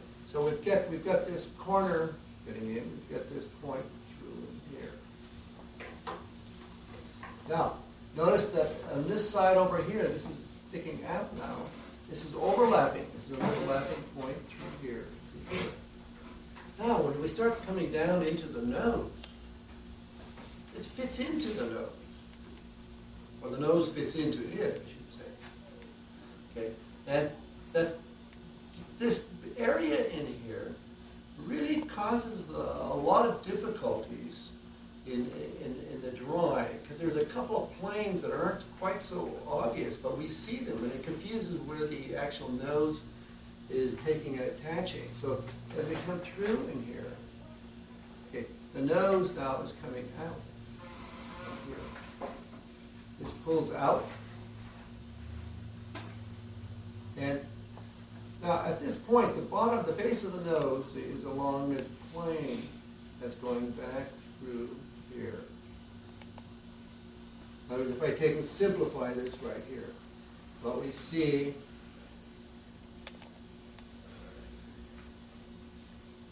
the eye socket are in the center. The brow this is a curved surface, it's not straight across. And we have this corner here, so it's creating this plane on the side. This is going back in. So there's this plane here, going back in. Now, at this point right here, then, and at this point here, there's actually then there's a plane here. Now that'll vary, the exact shape will vary, of course, with an individual. But we actually, what you're dealing with are these surfaces that turn. And so we have this thing right through here. Now, cheekbone is coming out. So we've got this cut coming through here. And this line carries all the way down into where the jaw would be. So I'm creating this whole plane going through there now. So the nose now has to come all the way down to the bottom of this. And I've made this rather extreme here now, pretty high. The nose has to come down to this base here, and then it's taking and coming out. Okay. So we're talking about this area in here. So there's a, this is like I say, like a corner molding. This is coming across and going this way. It's going down in, nose comes out. This is coming across, this is pulling up. But right here, there's actually a plane. Now, this really becomes difficult a lot of times because it's a tone that you see a lot of times looking at the model. But often we look at the model, what we see is the nose coming down, and a line coming through here. And you see a tone coming up like this. And then we see a light area, because this plane is coming out this way. And so the eye is really attaching down here, but we tend to think that this is the base of the nose up here, because that's where the tone is going. And so we tend to draw the eye sticking in the side of the nose. It doesn't work that way. You have to see that there's right here, there's another plane at this point, right from here to here. So you've got this to this to this. It's a breaking and take point. So this is something you have to really be conscious of. So as we come through this, so the nose is then pulling out the widest part of the nose, then this plane continues out this way. The base is still here, pulling out, cheekbone out here, coming through. And now we're pulling into this, the mouth, muzzle. Coming through, you start to feel this when the chin would be pulling out. I'll take and push this a little bit more in here. So I want to emphasize a lot of times what you see, we actually see the way that shadows are cast, we actually see this type of a line going from here to here. Coming through. And you got the corner, you got a line coming down the middle, and from here to here. Now, the eye actually attaches at this point here and over here. You have muscles that go all the way around the eye. The eyeball is fitting inside here. And the eyelid then takes and attaches to this point, but there's a gap. You have to have room for the attachment. You have to have room for the tear duct. So you need to give space in here. So then the eyelid pulls over that ball. And it pulls around through that thing. So you're going over that surface. But there's this gap here. Now, you really treat the eye as a ball. And you use the eyelid. You think of the pupil. You take and feel like just like a rod, like a doll's eye. And we pull the lid over this spherical form, but it has to have thickness. And we take and we pull over. Now, when you have multiple lids, we then have to look at where they attach and where they attach on both ends. And they go high, they go low. They'll vary from one person to another. They're almost different. Now, as we keep working down, through here now, the jaw is coming down, fitting in underneath, and coming across. Notice that this muzzle is pulling down through here. Now, what we actually have, there's our round mouth muscles pulling through here. And what we get then is from the side of your zygomatic arch, you have there's two sets of muscles that take and pull down to the corner of your mouth. The corner of the mouth, you can feel your own mouth now. So you've got this thick sort of nodule inside here. Okay. But this is a curved, remember this is a curved surface. So we have this nodule right here. So if we were looking down at the top of this, we can see the mouth is curved, it comes out just like this. We take and visualize this front as having a plane in here. His mouth is like a half an orange sitting on this surface. We've got this round, sphere spherical, half of it is spherical. So we've got this thing coming around. Now, you have the muscles that are pulling from the side here, but they're going in like this. They're coming in. They pull from the side of the cheek. They don't pull from the front. They're pulling from the side. Okay. Now, as these pull down from here, we're coming in through this. Now, this is your zygomatic major. You have zygomatic minor that actually comes from underneath there. And this pulls over to here. Now, this is like like an involuntary muscle. This has to do with when you take in people snarl, Arr! That's this muscle pulling across into here. One of the things about the head that's different than the muscles anywhere else is that generally, everywhere else in the body you find muscles tend to be attached to bone in two places. In the face, it's not that way at all. They will, most of the time, it's only one, or maybe not attached to bone at all. So, but what we get is we feel a pull through here. So, the pull of a muscle, the shape of the fold that's created by the pull of the muscle, is at right angles to the pull of that muscle. So when the muscle pulls this way, that the folds go through and here, so that when you wrinkle your forehead, the muscles that we have in our forehead, we have two sets of muscles in the forehead. We have, they're taking in the one set that's coming through on here. You have another set that's in here. So we actually have, and these are all independent now. So that means you can raise your eyebrow, one eyebrow, or you can raise the center up, or you can raise all of them. So these muscles, the way they take and work. You also have muscles that take and pull across from one side to the other like this, through here, so that you can pull your eyebrows together. Okay. Now, you have levators, depressors, you have muscles that pull down. So we have a whole, this becomes sort of we have, like I said, we have these round muscles going around the mouth. Well, you have muscles that pull across this way. You have muscles underneath here that take and come through and pull the lip down. You get there's stuff going on. Now, but you also have muscles that pull across back this way. So you have all this stuff. Now, it's easy to think of these as all being outside on the surface of them. Okay? But they're going in. We have all this stuff up here.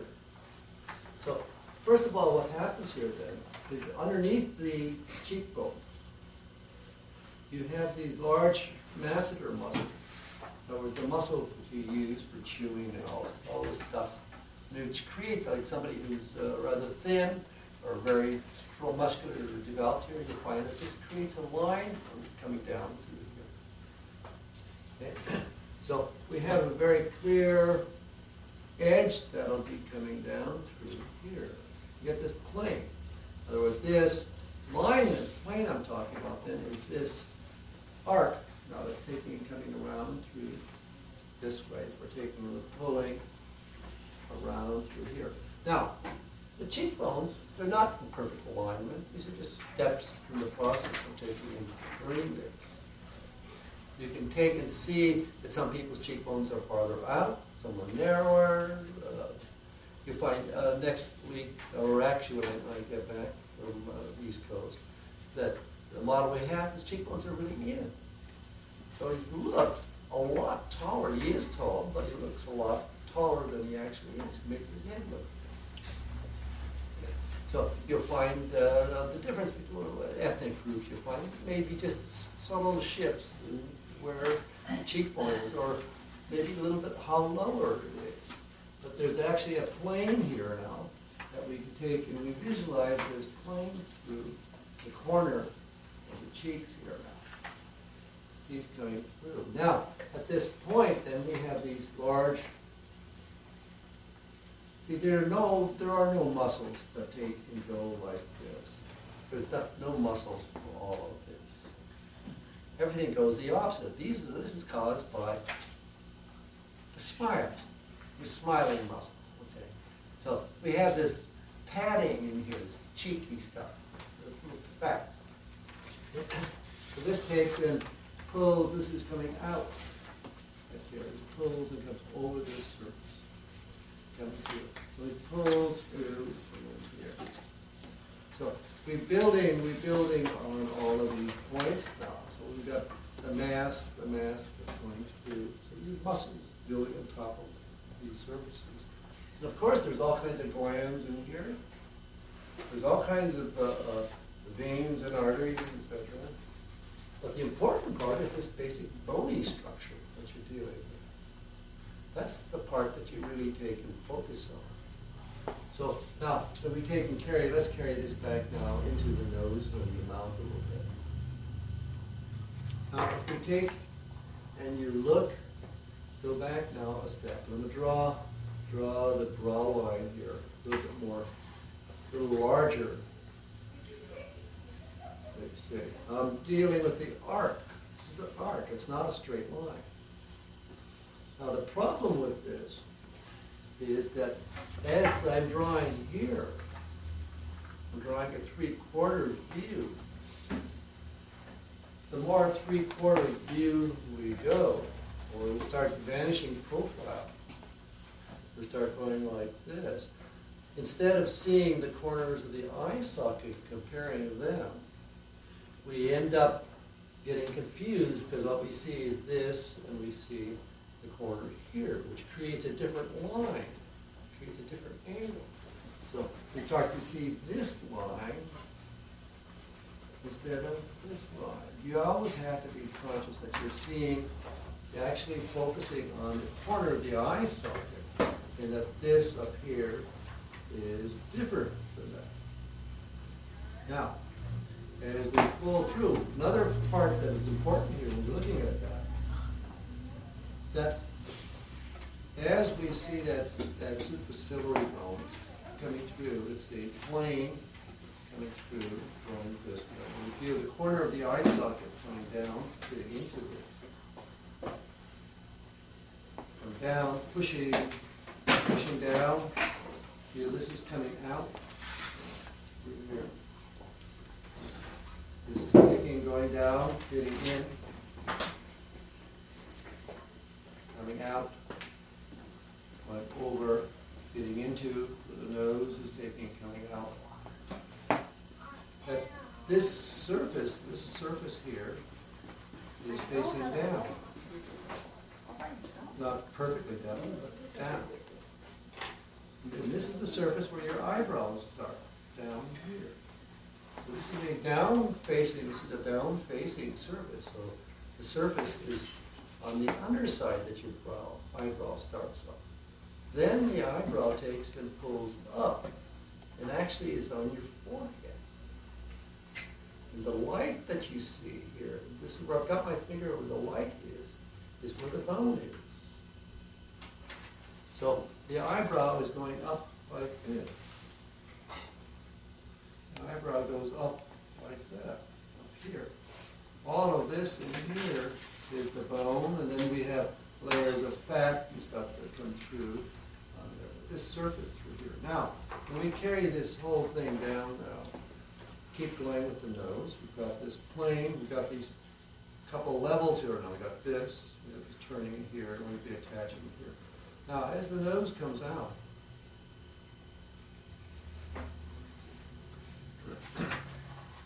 it becomes broader as it comes forward and is attaching where the cheekbone is coming out. This is the widest part right here.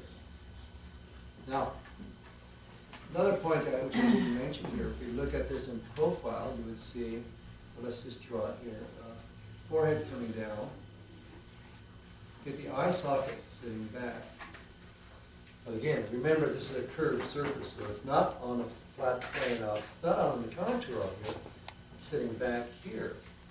But if I hold this pencil here, you can see you can see how far in from the outside contour that the actual corner of the eye socket is. So it's a real curve. So the corner then is actually over here. And since this is a curved surface, it's going up. So this is the actual corner here. Now, this plane is going in. The cheekbone is coming out. But the front plane here, this surface here, is going back down again, this way.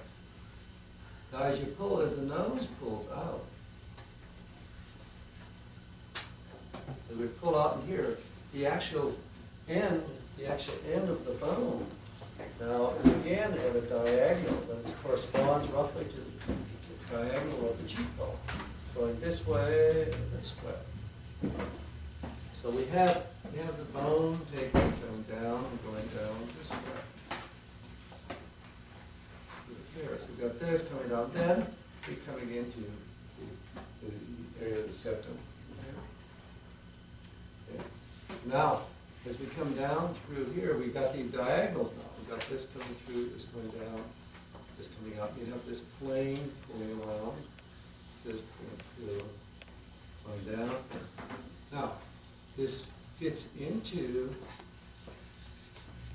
the curvature of this whole muzzle as we're going around. Cheekbones out, through, and out here, and going down, and around. Now, the nose has on the side filling in between where you get the end of the nose up here, you have a cartilage plates that fill in a triangle. They're actually really very much triangle shape. So in other words, this plate takes and fits in here like this.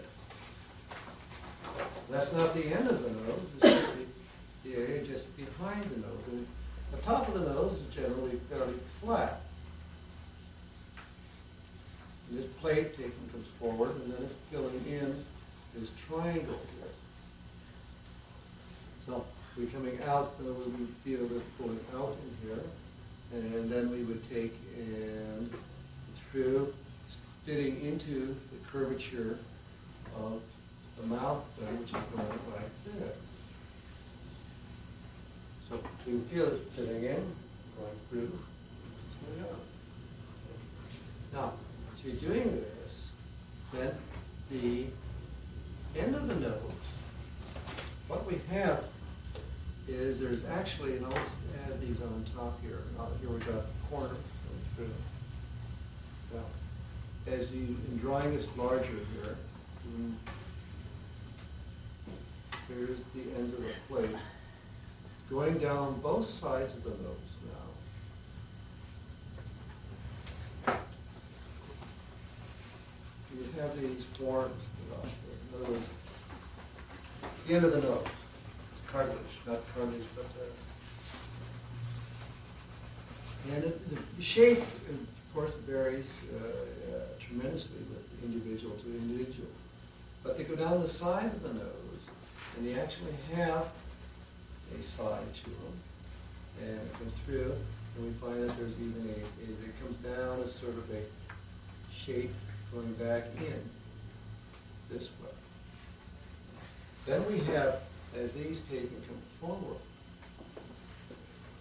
Now again, they vary tremendously from, they can be large bulbous times, or they can be pointed. We've got this taking it forward down. Then we have what's referred to as the cut of the nostrils. In other words, the nostrils pop. Okay. And if you can think of it as like a cup, so it's actually coming down and fitting in. It's got thickness, and it goes back, fits into here. Now, there's again an incredible amount of variety. The nostrils can be going up. The shapes can be everything from going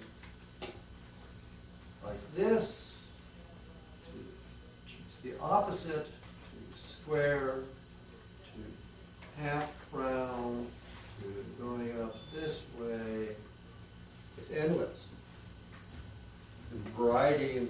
shape that you get on the nose themselves as to the end of the nose. So there's no, when people say, well, the standard nose, yeah, according to who? Where? No. It's a tremendous amount of variety within that. So you have to learn to look specifically at each individual's nose when you're drawing. So the main things, though, is that you look for very clear-cut points. In other words, each one of these points can be looked at, and let's take a clean piece of paper.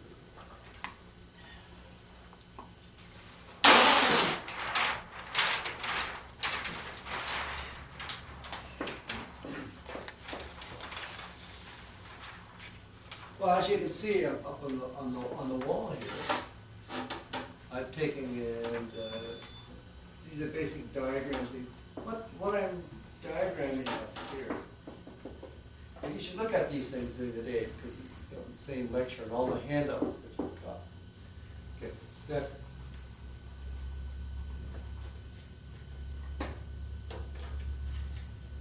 the points, if we take the corner starting here at the top, the center here. If you can visualize all of these points as being like hinges coming down through the end of the bone, end of the cartilage, and then going up to the nose, and then going down. Even the angle here is a tremendous amount of variety to the whole process. So that if we could move this up this way, we can move this down here, we can move that up, we can move this down, and we can do this. These would be like the equivalent of points in a computer. You can take them, juggle around and move them to take into different kind of shapes, but these are where all of the configuration changes take. Some of your lengths in here are not going to vary, just what the angles are primarily. It's like people say, well, someone's got a long nose or a short nose. Well, they're really not any different. Everybody's nose is essentially halfway from the brow to the chin. It's the angle that the nose comes out from. In other words, we take and look here. Let's just take sort of I'll start with we go through the whole thing in gradation. Change from, say, a baby. Okay, a baby's nose really sticks up. They don't really have any teeth, so they have practically no jaw. So this is all like this, and so we go through. The eyes on a baby are roughly in the third. So the head is up here. Now, as you keep growing, your nose keeps going longer. Your chin keeps coming out, as do your ears. Your ears keep getting longer. Okay, so now, as we grow here, this nose is going from this. And actually, if you think of the logic there, that the nursing baby has to breathe. Okay, but we focused on last week, basically just getting, or 2 weeks ago, just getting the thing blocked in major planes. And we're going to go back over a little bit of that so that everybody knows where we're starting. Now, the biggest difficulty that everybody seems to have is just giving the head dimension and making and being able to define where the front to where the side is. Someplace it has to be. There's a front and there's a side. Okay. The main corners, the main bits of frame of form that we deal with are really a line that works from the corner of the eye socket, the cheekbone, and come down to the master, and an arc that comes through here. Now, as we go through the drawing then, steps that we go through are first,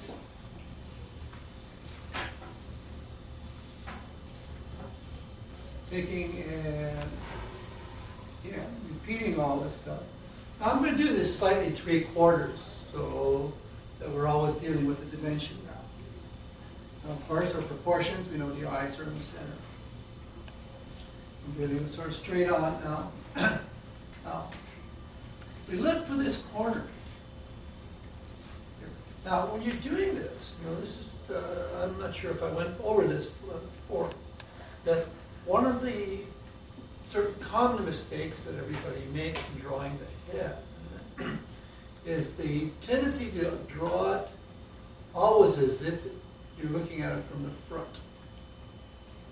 And even if it's slightly turned away, you have to be very, very conscious of where actually the center of the head is.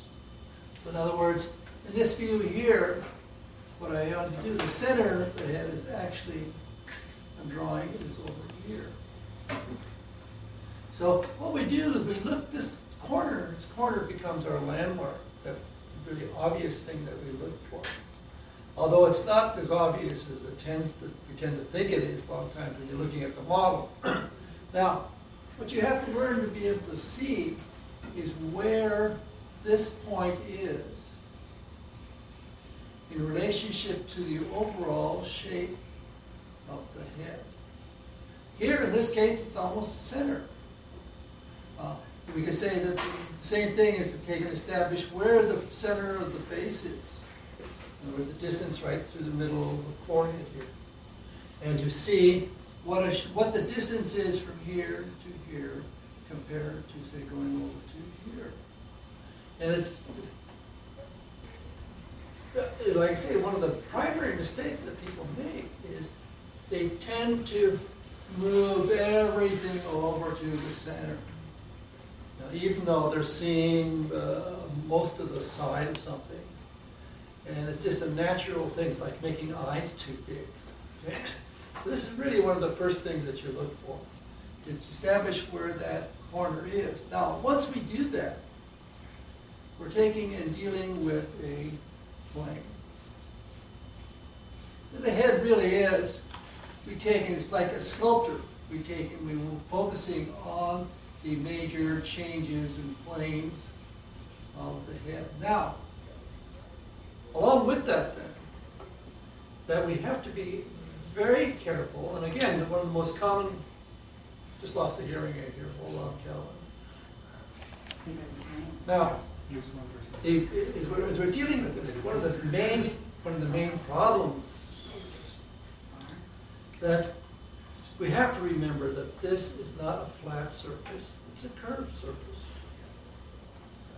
And that when we draw this corner here, that this isn't a flat line across here. And what that means then is we look at this in profile.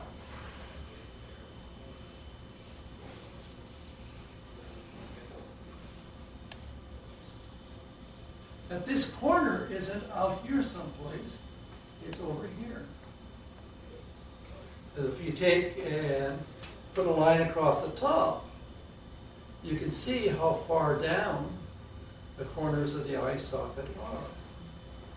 Now, there's a lot of variety, of course, in people that we look at, but this is a curved surface that you're dealing with. And we have this superciliar or globule, or just call it the brow ridge if you wish. But this is the line that comes across that we feel it's on a curved surface. In contrast to the line that's created by across the cheekbone, which is from here to here, which is really fairly straight going through the nose. So we have these differences that are taking place. So we've got this and this. So we have to really think that this line here now is actually, it's not a straight line, it's a curved line that takes and goes over the surface this way. Now, at the same time then, if we look at this line here then, we're talking about this curve that goes this way. Well, that becomes, you can see there's a big change here, going from here all the way down to here. Then we go from here, we're going down to the corner of the eye socket down this way. So now we've got this plane that's going down through here. And so as we pull back, but as we know that if you look at the head from front, that these are not vertical lines, that they're lines that are going off at a slight angle, going this way. So but this, as we draw this line across through the eyes, we realize that we've got a fairly deep cut going through here. Now I'm giving it a little bit of angle, so going through. So now we have to consider cheekbone coming out. This pulls out, and as we pull from there, we're coming out this way. So we eventually end up with another plane through here. Now, I want to focus on because the biggest complexity, or not complexity, but the biggest, seems to be the biggest difficulty that people have is connecting the nose to the head, the brow line, to the eye socket. This whole section that takes place right here. Now, in doing this, you really have to think that this is a very clear cut. There's a bone here. I can show it more clearly up here. Now, if you look at this, you can see that the bone, this is coming across, going this way. We're pulling the eye socket into this line. This isn't a solid straight line across here. The actual eye socket is at an angle, and it fits into this bone here. So that we actually have, this is a curved surface that's going down inside this way. So this is like a corner molding, really fitting in between and pushing down into the eye, down in here. We have, now you get a lot of variety from one person to another in terms of what kind of setting down, how the nose fits into this, what the angle. Actually, a simple way of thinking about this is to actually view all of these different points is like almost a series of hinge points that you have. As we come down, we have a point here. I'm going to draw this a little larger. Got corner, the eye socket, thinking of this part up here, not eye socket, but the corner where we're fitting into the superciliary at the top here. So think of this as a point. Then the degree of setting down from here down to where the nose is. Visualize this as another point. We're coming down. Then we can take the end of the bone and the beginning of the cartilage of the nose. You visualize that as a point. And then at the end of the cartilage to where we start to get the end of the nose, you can look at that as a point. And then the nose, it's the end of the nose itself, down through. So if you visualize these as a series of hinged points, that you're always, the points that you're always looking at when you're drawing somebody, that then you can change these. In other words, we can come through here, and actually even starting with thinking of this point here, the brow could go straight up. This point could take and come over here, maybe even straight down. We could then take and go off this way. We could go down. We could go up. We can come down. We can go back. Each one of these points becomes a element that we use in taking and seeing a design of which way the nose goes. And we're all slightly different. That's really the strong characteristics that we take, and we look for these very specific points. No matter who you're drawing, you always look for the same thing. And in fact, I teach animal drawing the same way, is that we have certain points that we look for, the same points that we look for in a human. And then you just look for the variation from one point to the next model. We always the same point we're looking, and you just look for the variations. Okay. So now, this becomes thing. Now, like I say, this tends to be a really difficult area for people to take and see and to understand. Now, as we're drawing, actually I'm going to take and put tracing paper from this drawing that's up on the wall here.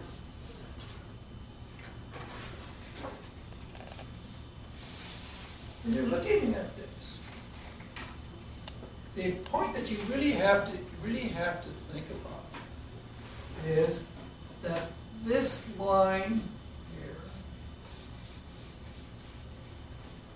fits into this. Now I'm going to emphasize this, exaggerate this by making these into really hard angles here. But this is fitting into this surface. Come across and to actually start to draw this as something that's going inside. And visualizing this is a plane that's going inside the eye. Of course, it wraps around. This is a very specific bone coming across. This is fitting into this. This is going back inside.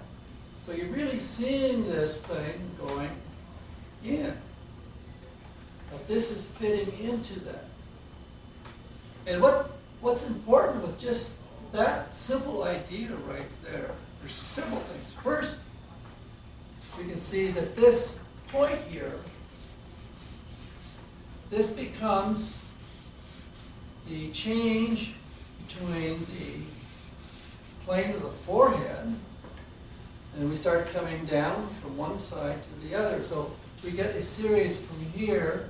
We get another plane that's coming down through this point here. So we're going across, we're going down, then we're going down. So these are the major breakups then of this surface. And you can see now how extreme that looks once I started drawing this over in the paper. This is a curved surface. Now, what happens when we look at the head, say, even more of a vanishing sort of an angle here, that we will often confuse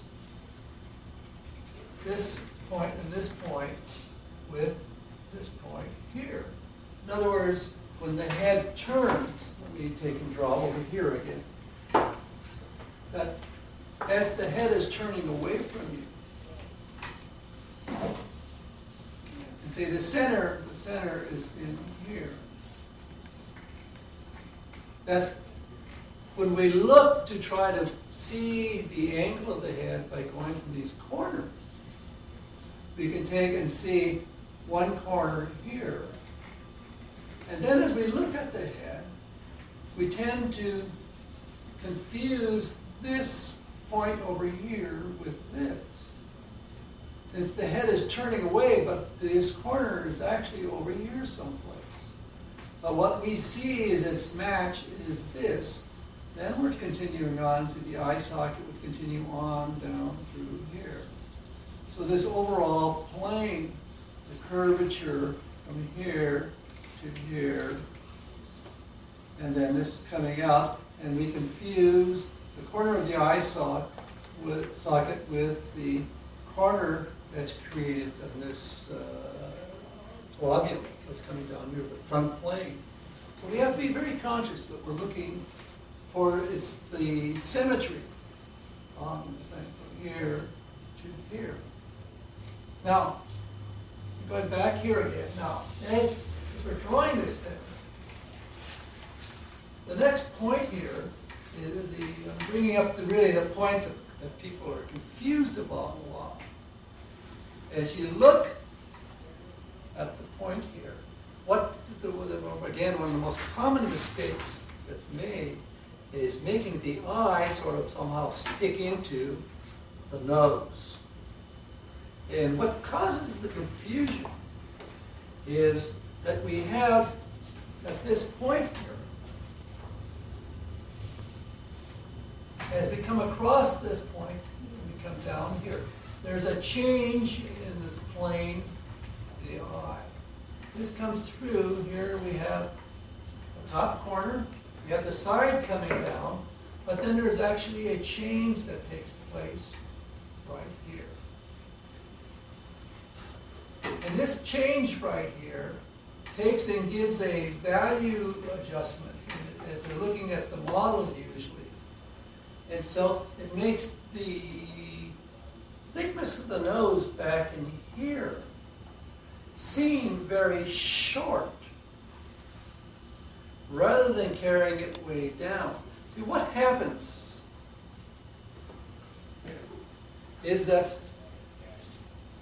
what I'm talking about now is there's a point from here coming down into here where we get a change in direction. From the top to here. Then there's another plane in here. That's this plane here that's taking and coming out this way. So the eye is actually attached at this point in here and over here. So when we look at this part of the nose, we have to feel that we have this plane that's setting down, coming through. This is actually going inside. You actually have a light plane, as I've drawn it on here. You feel this light coming through at this point. And then there's a space in here. And you can generally even feel the rim of the eye socket as it's pulling around through here. And you can, maybe there'll be a dark shadowish area here. You can actually feel the corner of the eye socket. So there's quite a bit of stuff that happens between your actual eye and the nose. So you have to feel that space in there. And as painting and drawing, that's really becomes a light plane that we take and work with, the space between the eye and the nose. So this is a critical aspect of drawing the nose now, is to be very conscious of that point from there to here. So then over here, the eye would be starting over here, and we'll deal with the eye next session. But now as we start to work with the nose, the widest part of the nose is really where we connect with the cheekbone here. Okay. This becomes the width nose. Notice that the tone that I've created in here, we can take and where you can see where I'm pulling this thing down through here, that the bit of rendering. Now that's usually quite obvious, that point there. That we can actually see that, and usually a tonal change that's taking place at that point. Now, what goes on from here, the angle of the actual bone here, we can look at it as for convenience sake. We look at that angle, the angle of the eye socket, the angle of the cheek, or this angle of this, and this having sort of similar angles going back. In other words, what I'm saying is that this angle here, maybe the angle up here coming in, and this angle here are all roughly parallel. But then, and the end of the bone is taking, say, come this, or similar angles taking and going back. Okay. In other words, here, this would, of course, is the most variable, of course. This, and this, basically. These three lines heading back, going back in. Now, as we come out from the nose here, what you have is you have you have a triangular shape bit of cartilage on the side of the nose here. Now let me put this on the... In other words, as we come forward, the nose has actually a center to it. Talking about this line being parallel. That as the nose comes out, coming out this way, you have a triangular bit of cartilage coming down this way, filling in basically this space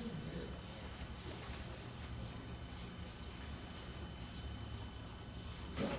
So the bump that we feel in the nose, of course, is the actual bump of where the bone and the cartilage start.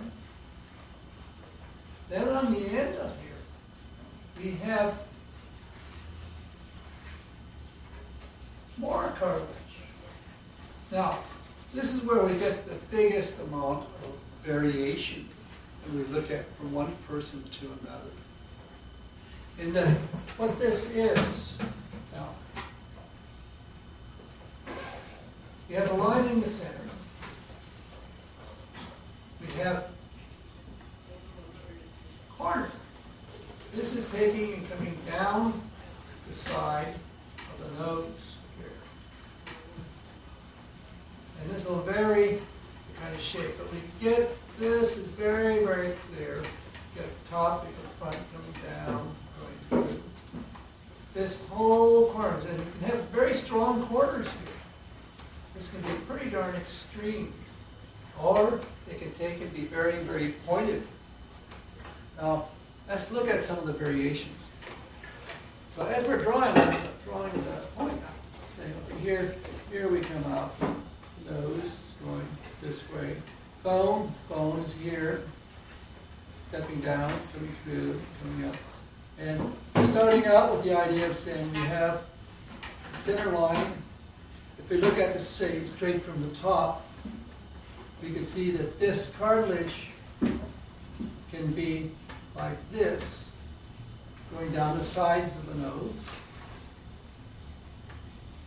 Through here. You can have an extreme dip actually in the center. The corners here can be really quite pointed. You can also find that this can be going up like this, corners, going down, then we're going back. This moves on down the side of the nose. So that there's a space, this would be back part up here. You feel the space here, coming down, through here. Now, then we have the cup of the nostrils fitting into this surface in here.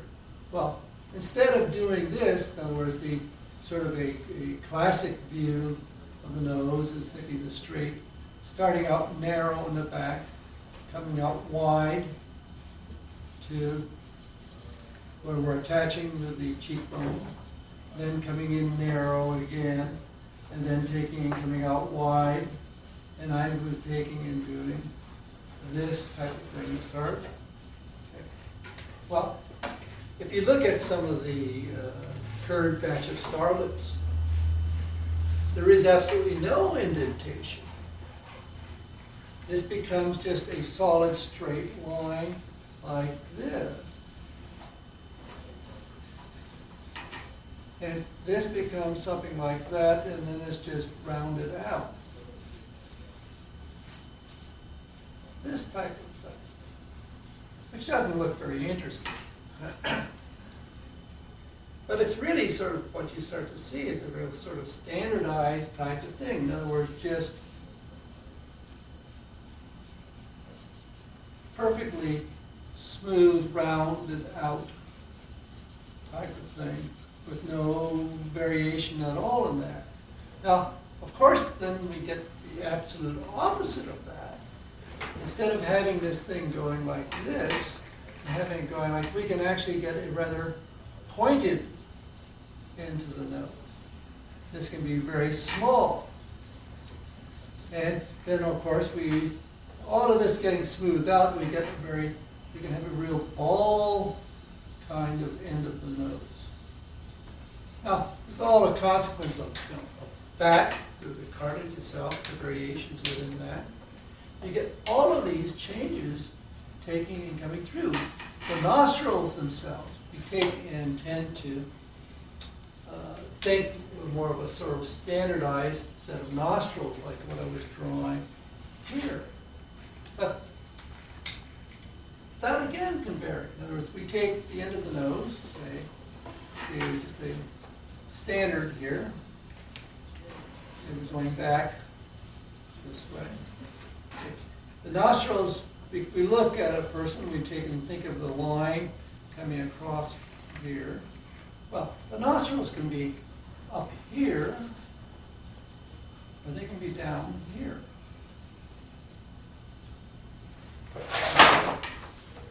They can take, and the opening, the nostrils can be out here like this,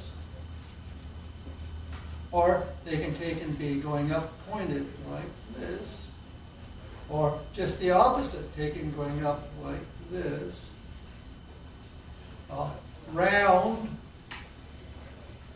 square. And one of my boys has more of a square one.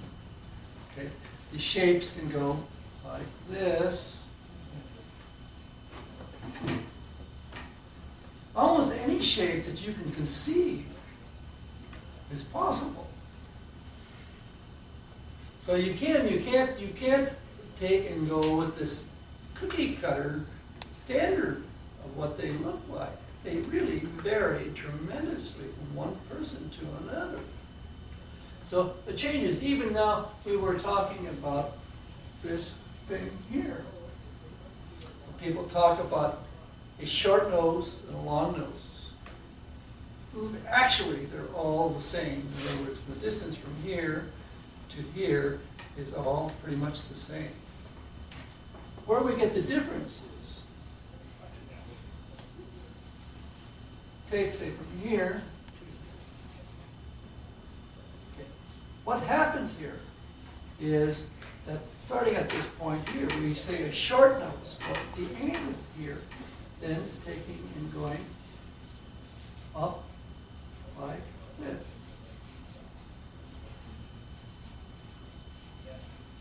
The long nose, it's the angle going this way. But the base of the nose is really at the same length. It's the angle that we're taking and working with. In fact, if we start out with the baby's nose is all stick up. In other words, when they're nursing, they have to be able to breathe. Snorkel. Okay, so we have that essential element to the thing. Lips are back, going back here. So there's an incredible amount of variety that takes place. The hardest part is right here. Now, going back to that again. Now, we're dealing with this. Now we've got have to add a little bit of nostril in here, coming through this point. Notice now that you can start to recognize that this shape is coming through. Start to pull through. And here you would have the center, the septum coming down through here, pulling in. That at this point here, your eyebrow starts on the downward side of this plane here. And then it takes, going from the downward facing plane, it takes and pulls up onto your forehead. Now this is more prevalent, it's more obvious on women because they tend to pluck this part out. But the light part that you see right here is actually the bone. Men will tend to have a little bit more brow on the ridge.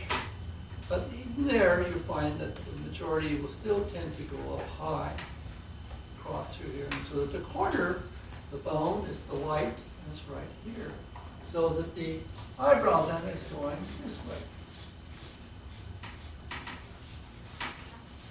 And we're getting this. In fact, now, when you're taking and drawing, quite often this line of the bone here becomes like, when I'm looking at a disappearing angle here, this is the line that you see that we then are pulling out to in here. This line coming across from here through, and this can actually blend in very, very simply. And a lot of times, if we have what we refer to as sort of a Roman nose, where it becomes a very smooth line from the forehead into this, where things setting back, this line will tend to, but this is the line that's going through. Then the eye socket is down behind that point. So we're looking at this surface. We're coming down, coming through, feeling this corner, coming down through. So this is the critical, this corner, this bone, this superciliary here. This is really a critical element. And the distance from there down to the actual line of where the eye with that separate little plane that comes through. So that's where I find most difficulty that people have with this. Now, there was something else here now.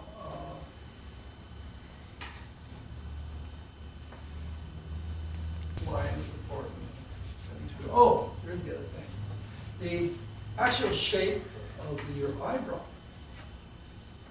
Now, if we went around the room here and took and drew everybody's eyebrow, we would see an incredible amount of differences taking place. Let's take and start with a clean sheet here.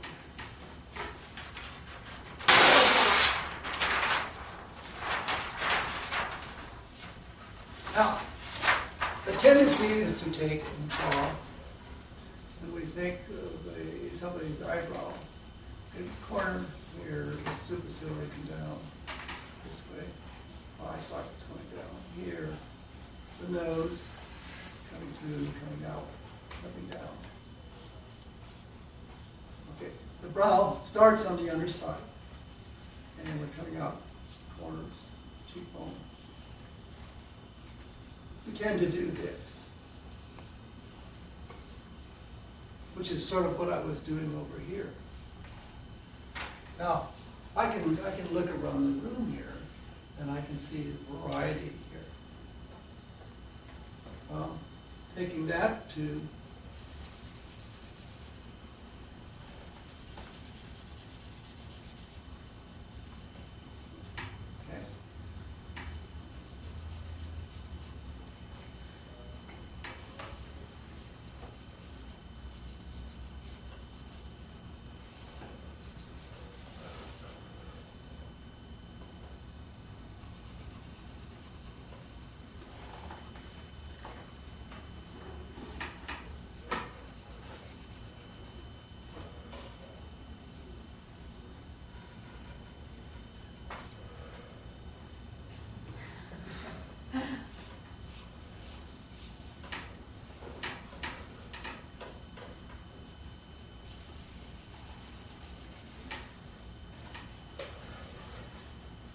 not two of these are alike.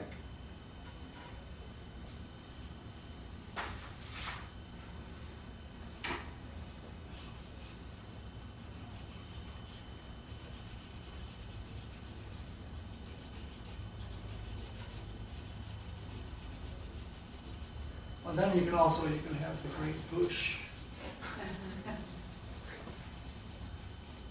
The older you get, of course, you start getting into it.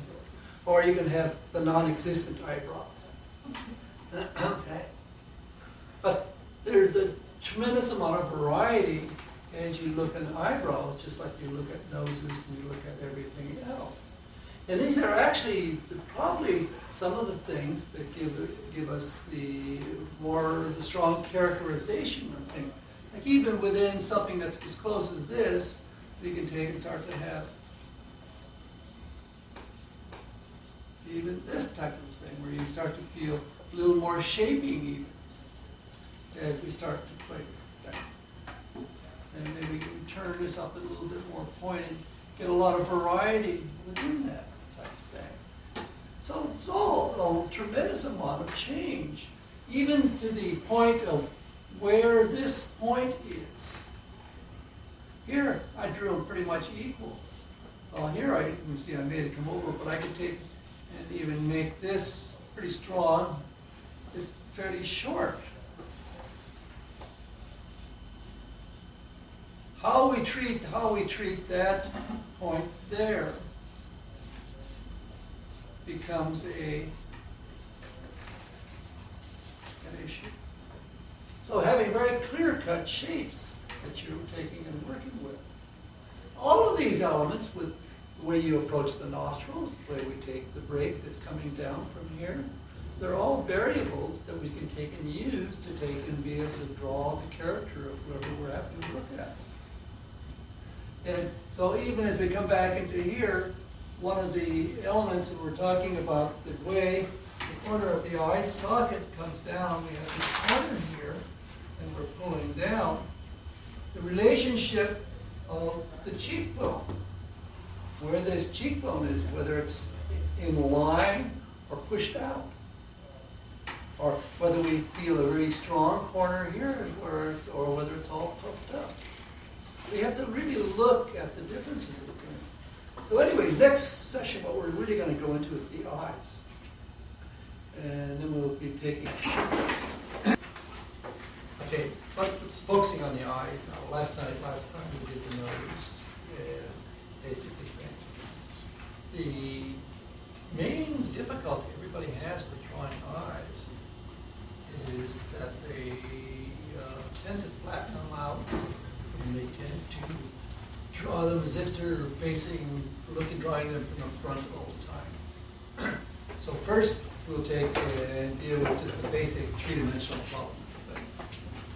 We start out, this is really the easiest, simplest way to think about eye problem. And actually, it's something I think I picked this up out of Peck's anatomy book. This is a simple thing. Visualize first the eye is just simply a ball.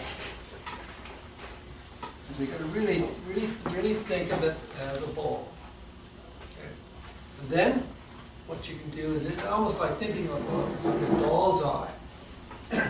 But if we start out, if you visualize it, I'm going to do a couple variations here. Think of it as like having a rod sticking through. And then we take and you stretch the skin. The skin stretches over this ball. And it's stretching over the ball. So that's the basic idea to start with. Now let's just turn this a little bit to the side where we can see a little more clearly what we're talking about. Okay. Now, with this ball, taking and I've turned it a little bit, so now the rod, say it's going through here and coming out the other side. Now, you have to really visualize that you're pulling up and going over the surface and going behind and attaching. So this becomes the whole. So right now it's just almost like I'm taking and stretching a string over that surface going through. Okay. Now, what you have to start adding, this is the basic idea now. So even if I take and turn it perfectly in profile,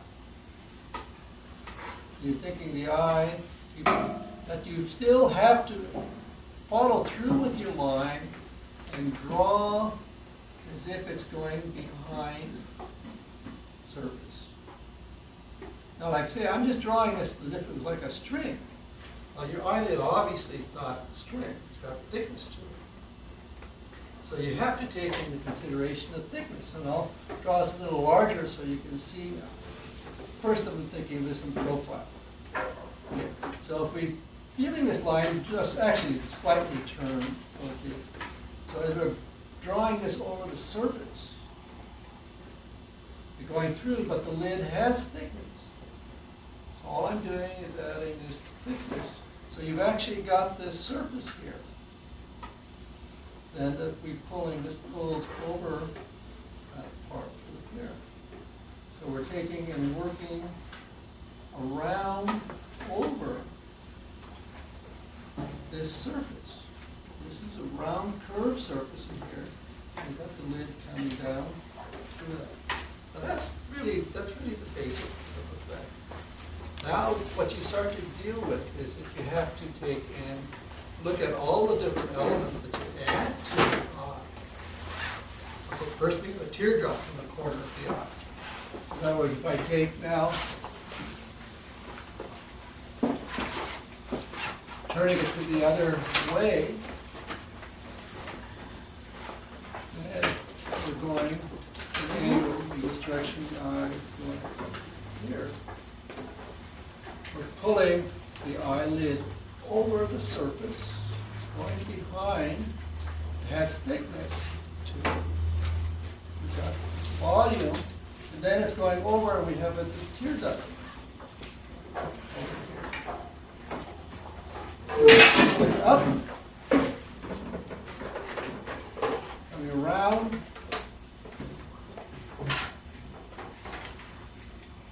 through. Now, so the shape that we start, we're coming back to this shape here. So what we're doing is we're saying we pull, this tear duct shape is something like this. That affects the way this pulls over the surface. And we come together over on this side. Now, the actual shape of the eye varies a tremendous amount from individual to individual. Just like everything else we talked about. We have sort of a rough idea. We have a tendency to draw sort of a stereotype eye. But everybody's eye is slightly different. Okay. So first what we take, let's just take and give a sort of a generalized thing to start with. First, the overall general shape is that the eye has, the curve is high on the inside and tends to be low on the outside,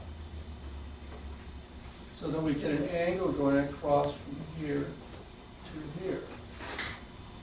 Okay. Now, we also have to take into consideration the eyelashes. We have to take into consideration the folds that are created as we open and close our eyes.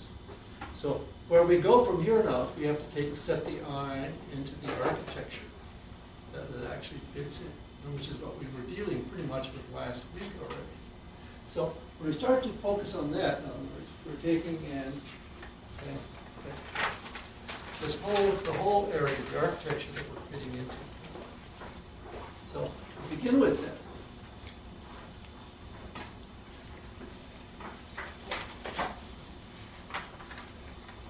Now I'm going to simplify a lot of this.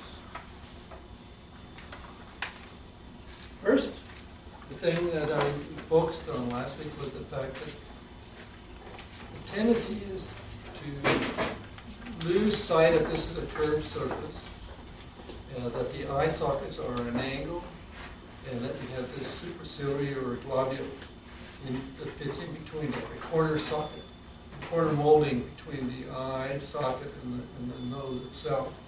So we have this form that is coming down.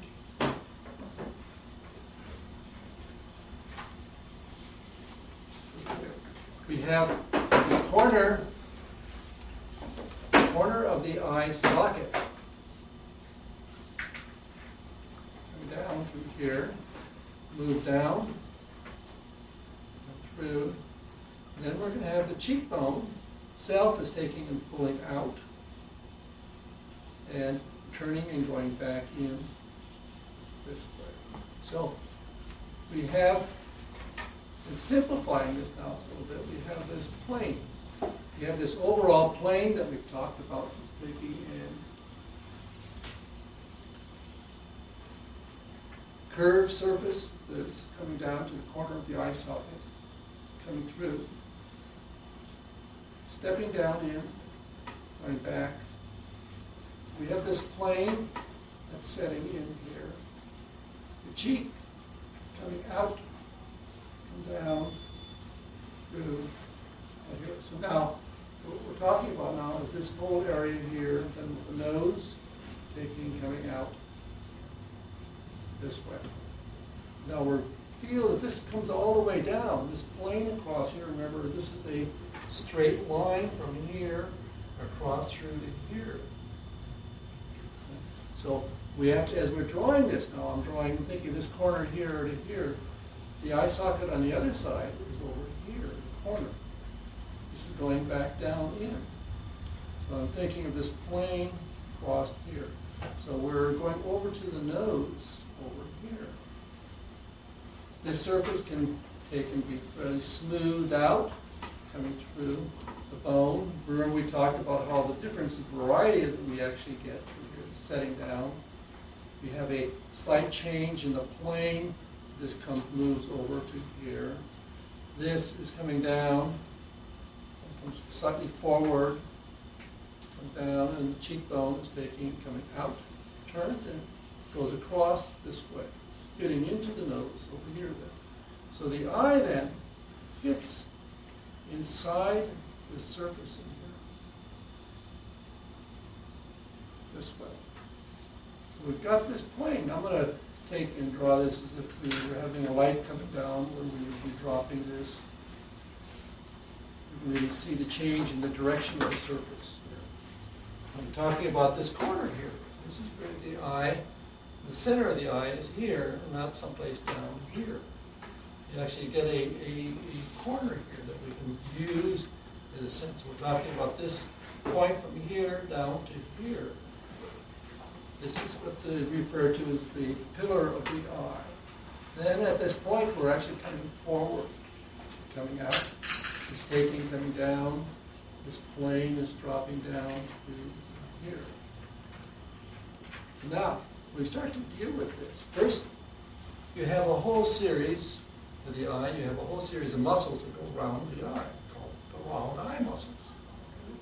And they literally just wrap around the eye. But the eye connects in here, and it connects over here.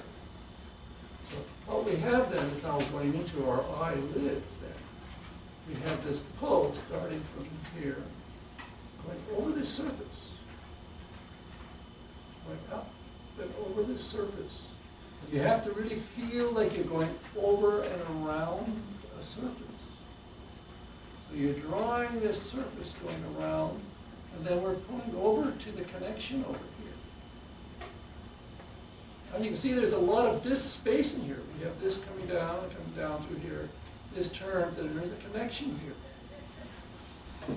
So we have, there's a light area that we generally see in between the nose and the eye then. Now, if we're coming through, this has, like I say, this has thickness now.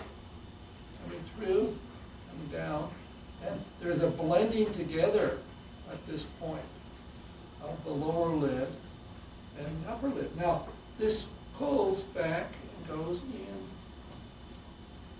this way. Now, you can see that we actually end up now with space behind here. Now, I'm giving one version of this now. The lower lid comes around and does the same thing now. Coming around over this surface. As thickness, we can generally feel or see the light on the top edge of the lower lid. Now, this is fairly thick cartilage in here. Your lower lid doesn't really have much movement at all. Okay. Now, this, of course, takes but you've got this space in here now. Okay. We have the filtering. Now, this is bone. This is bone here. All of this is bone. There's all this bone coming out here. What happens now is that you have fat coming through. If we go back to here, look at this in profile.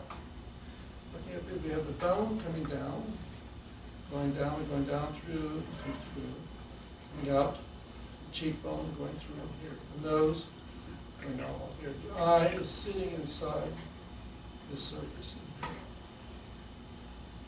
When the eyelid is closed, of course, we're going down this way.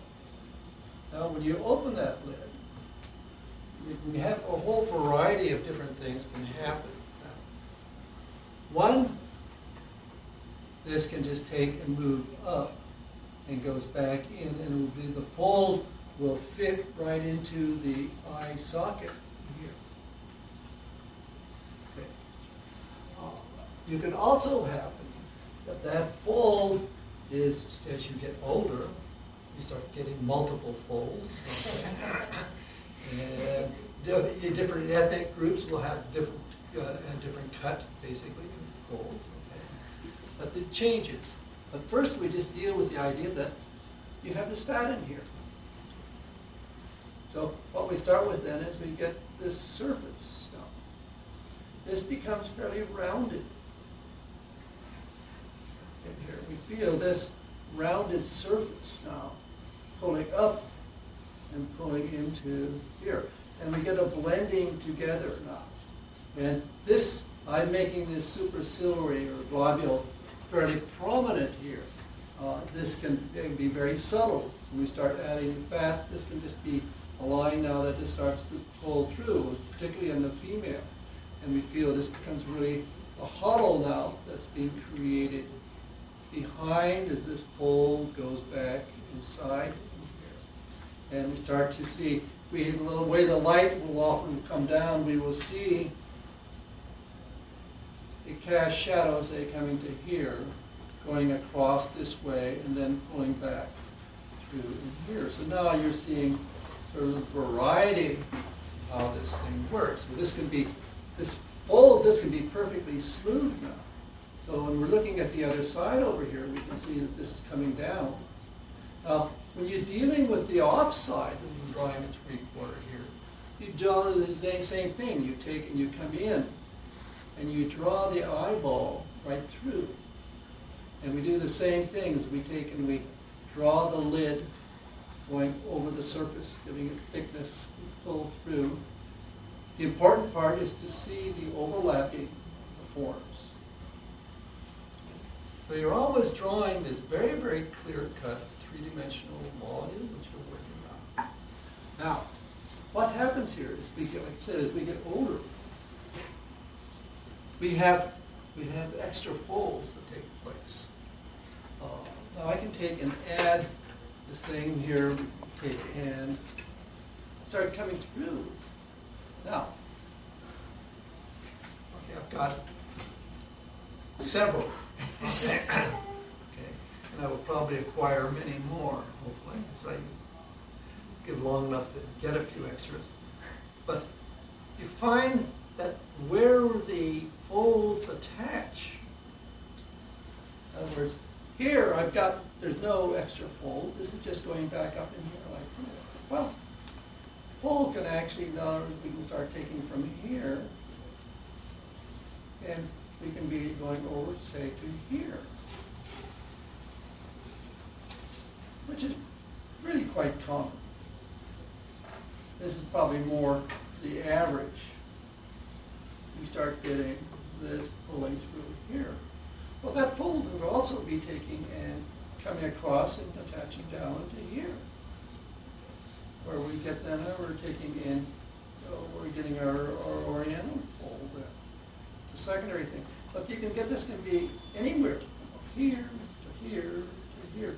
So when we're drawing, we're always focusing on, okay, the ball, the primary fold going over, and then, okay, now where are all these things attaching? The bone isn't going to change. The actual socket, you maybe get the cheekbone will come out a little bit or go back a little bit. But basically, those things are not going to change that much. Maybe a little wider, okay, or narrower, or what have you. But the ball has got to fit inside the eye socket. Okay. Then you're taking and you're focusing on where do we attach to this architecture that we're coming through. Now, the eyelashes actually take and come from the end going out this way. And going up this way. Okay.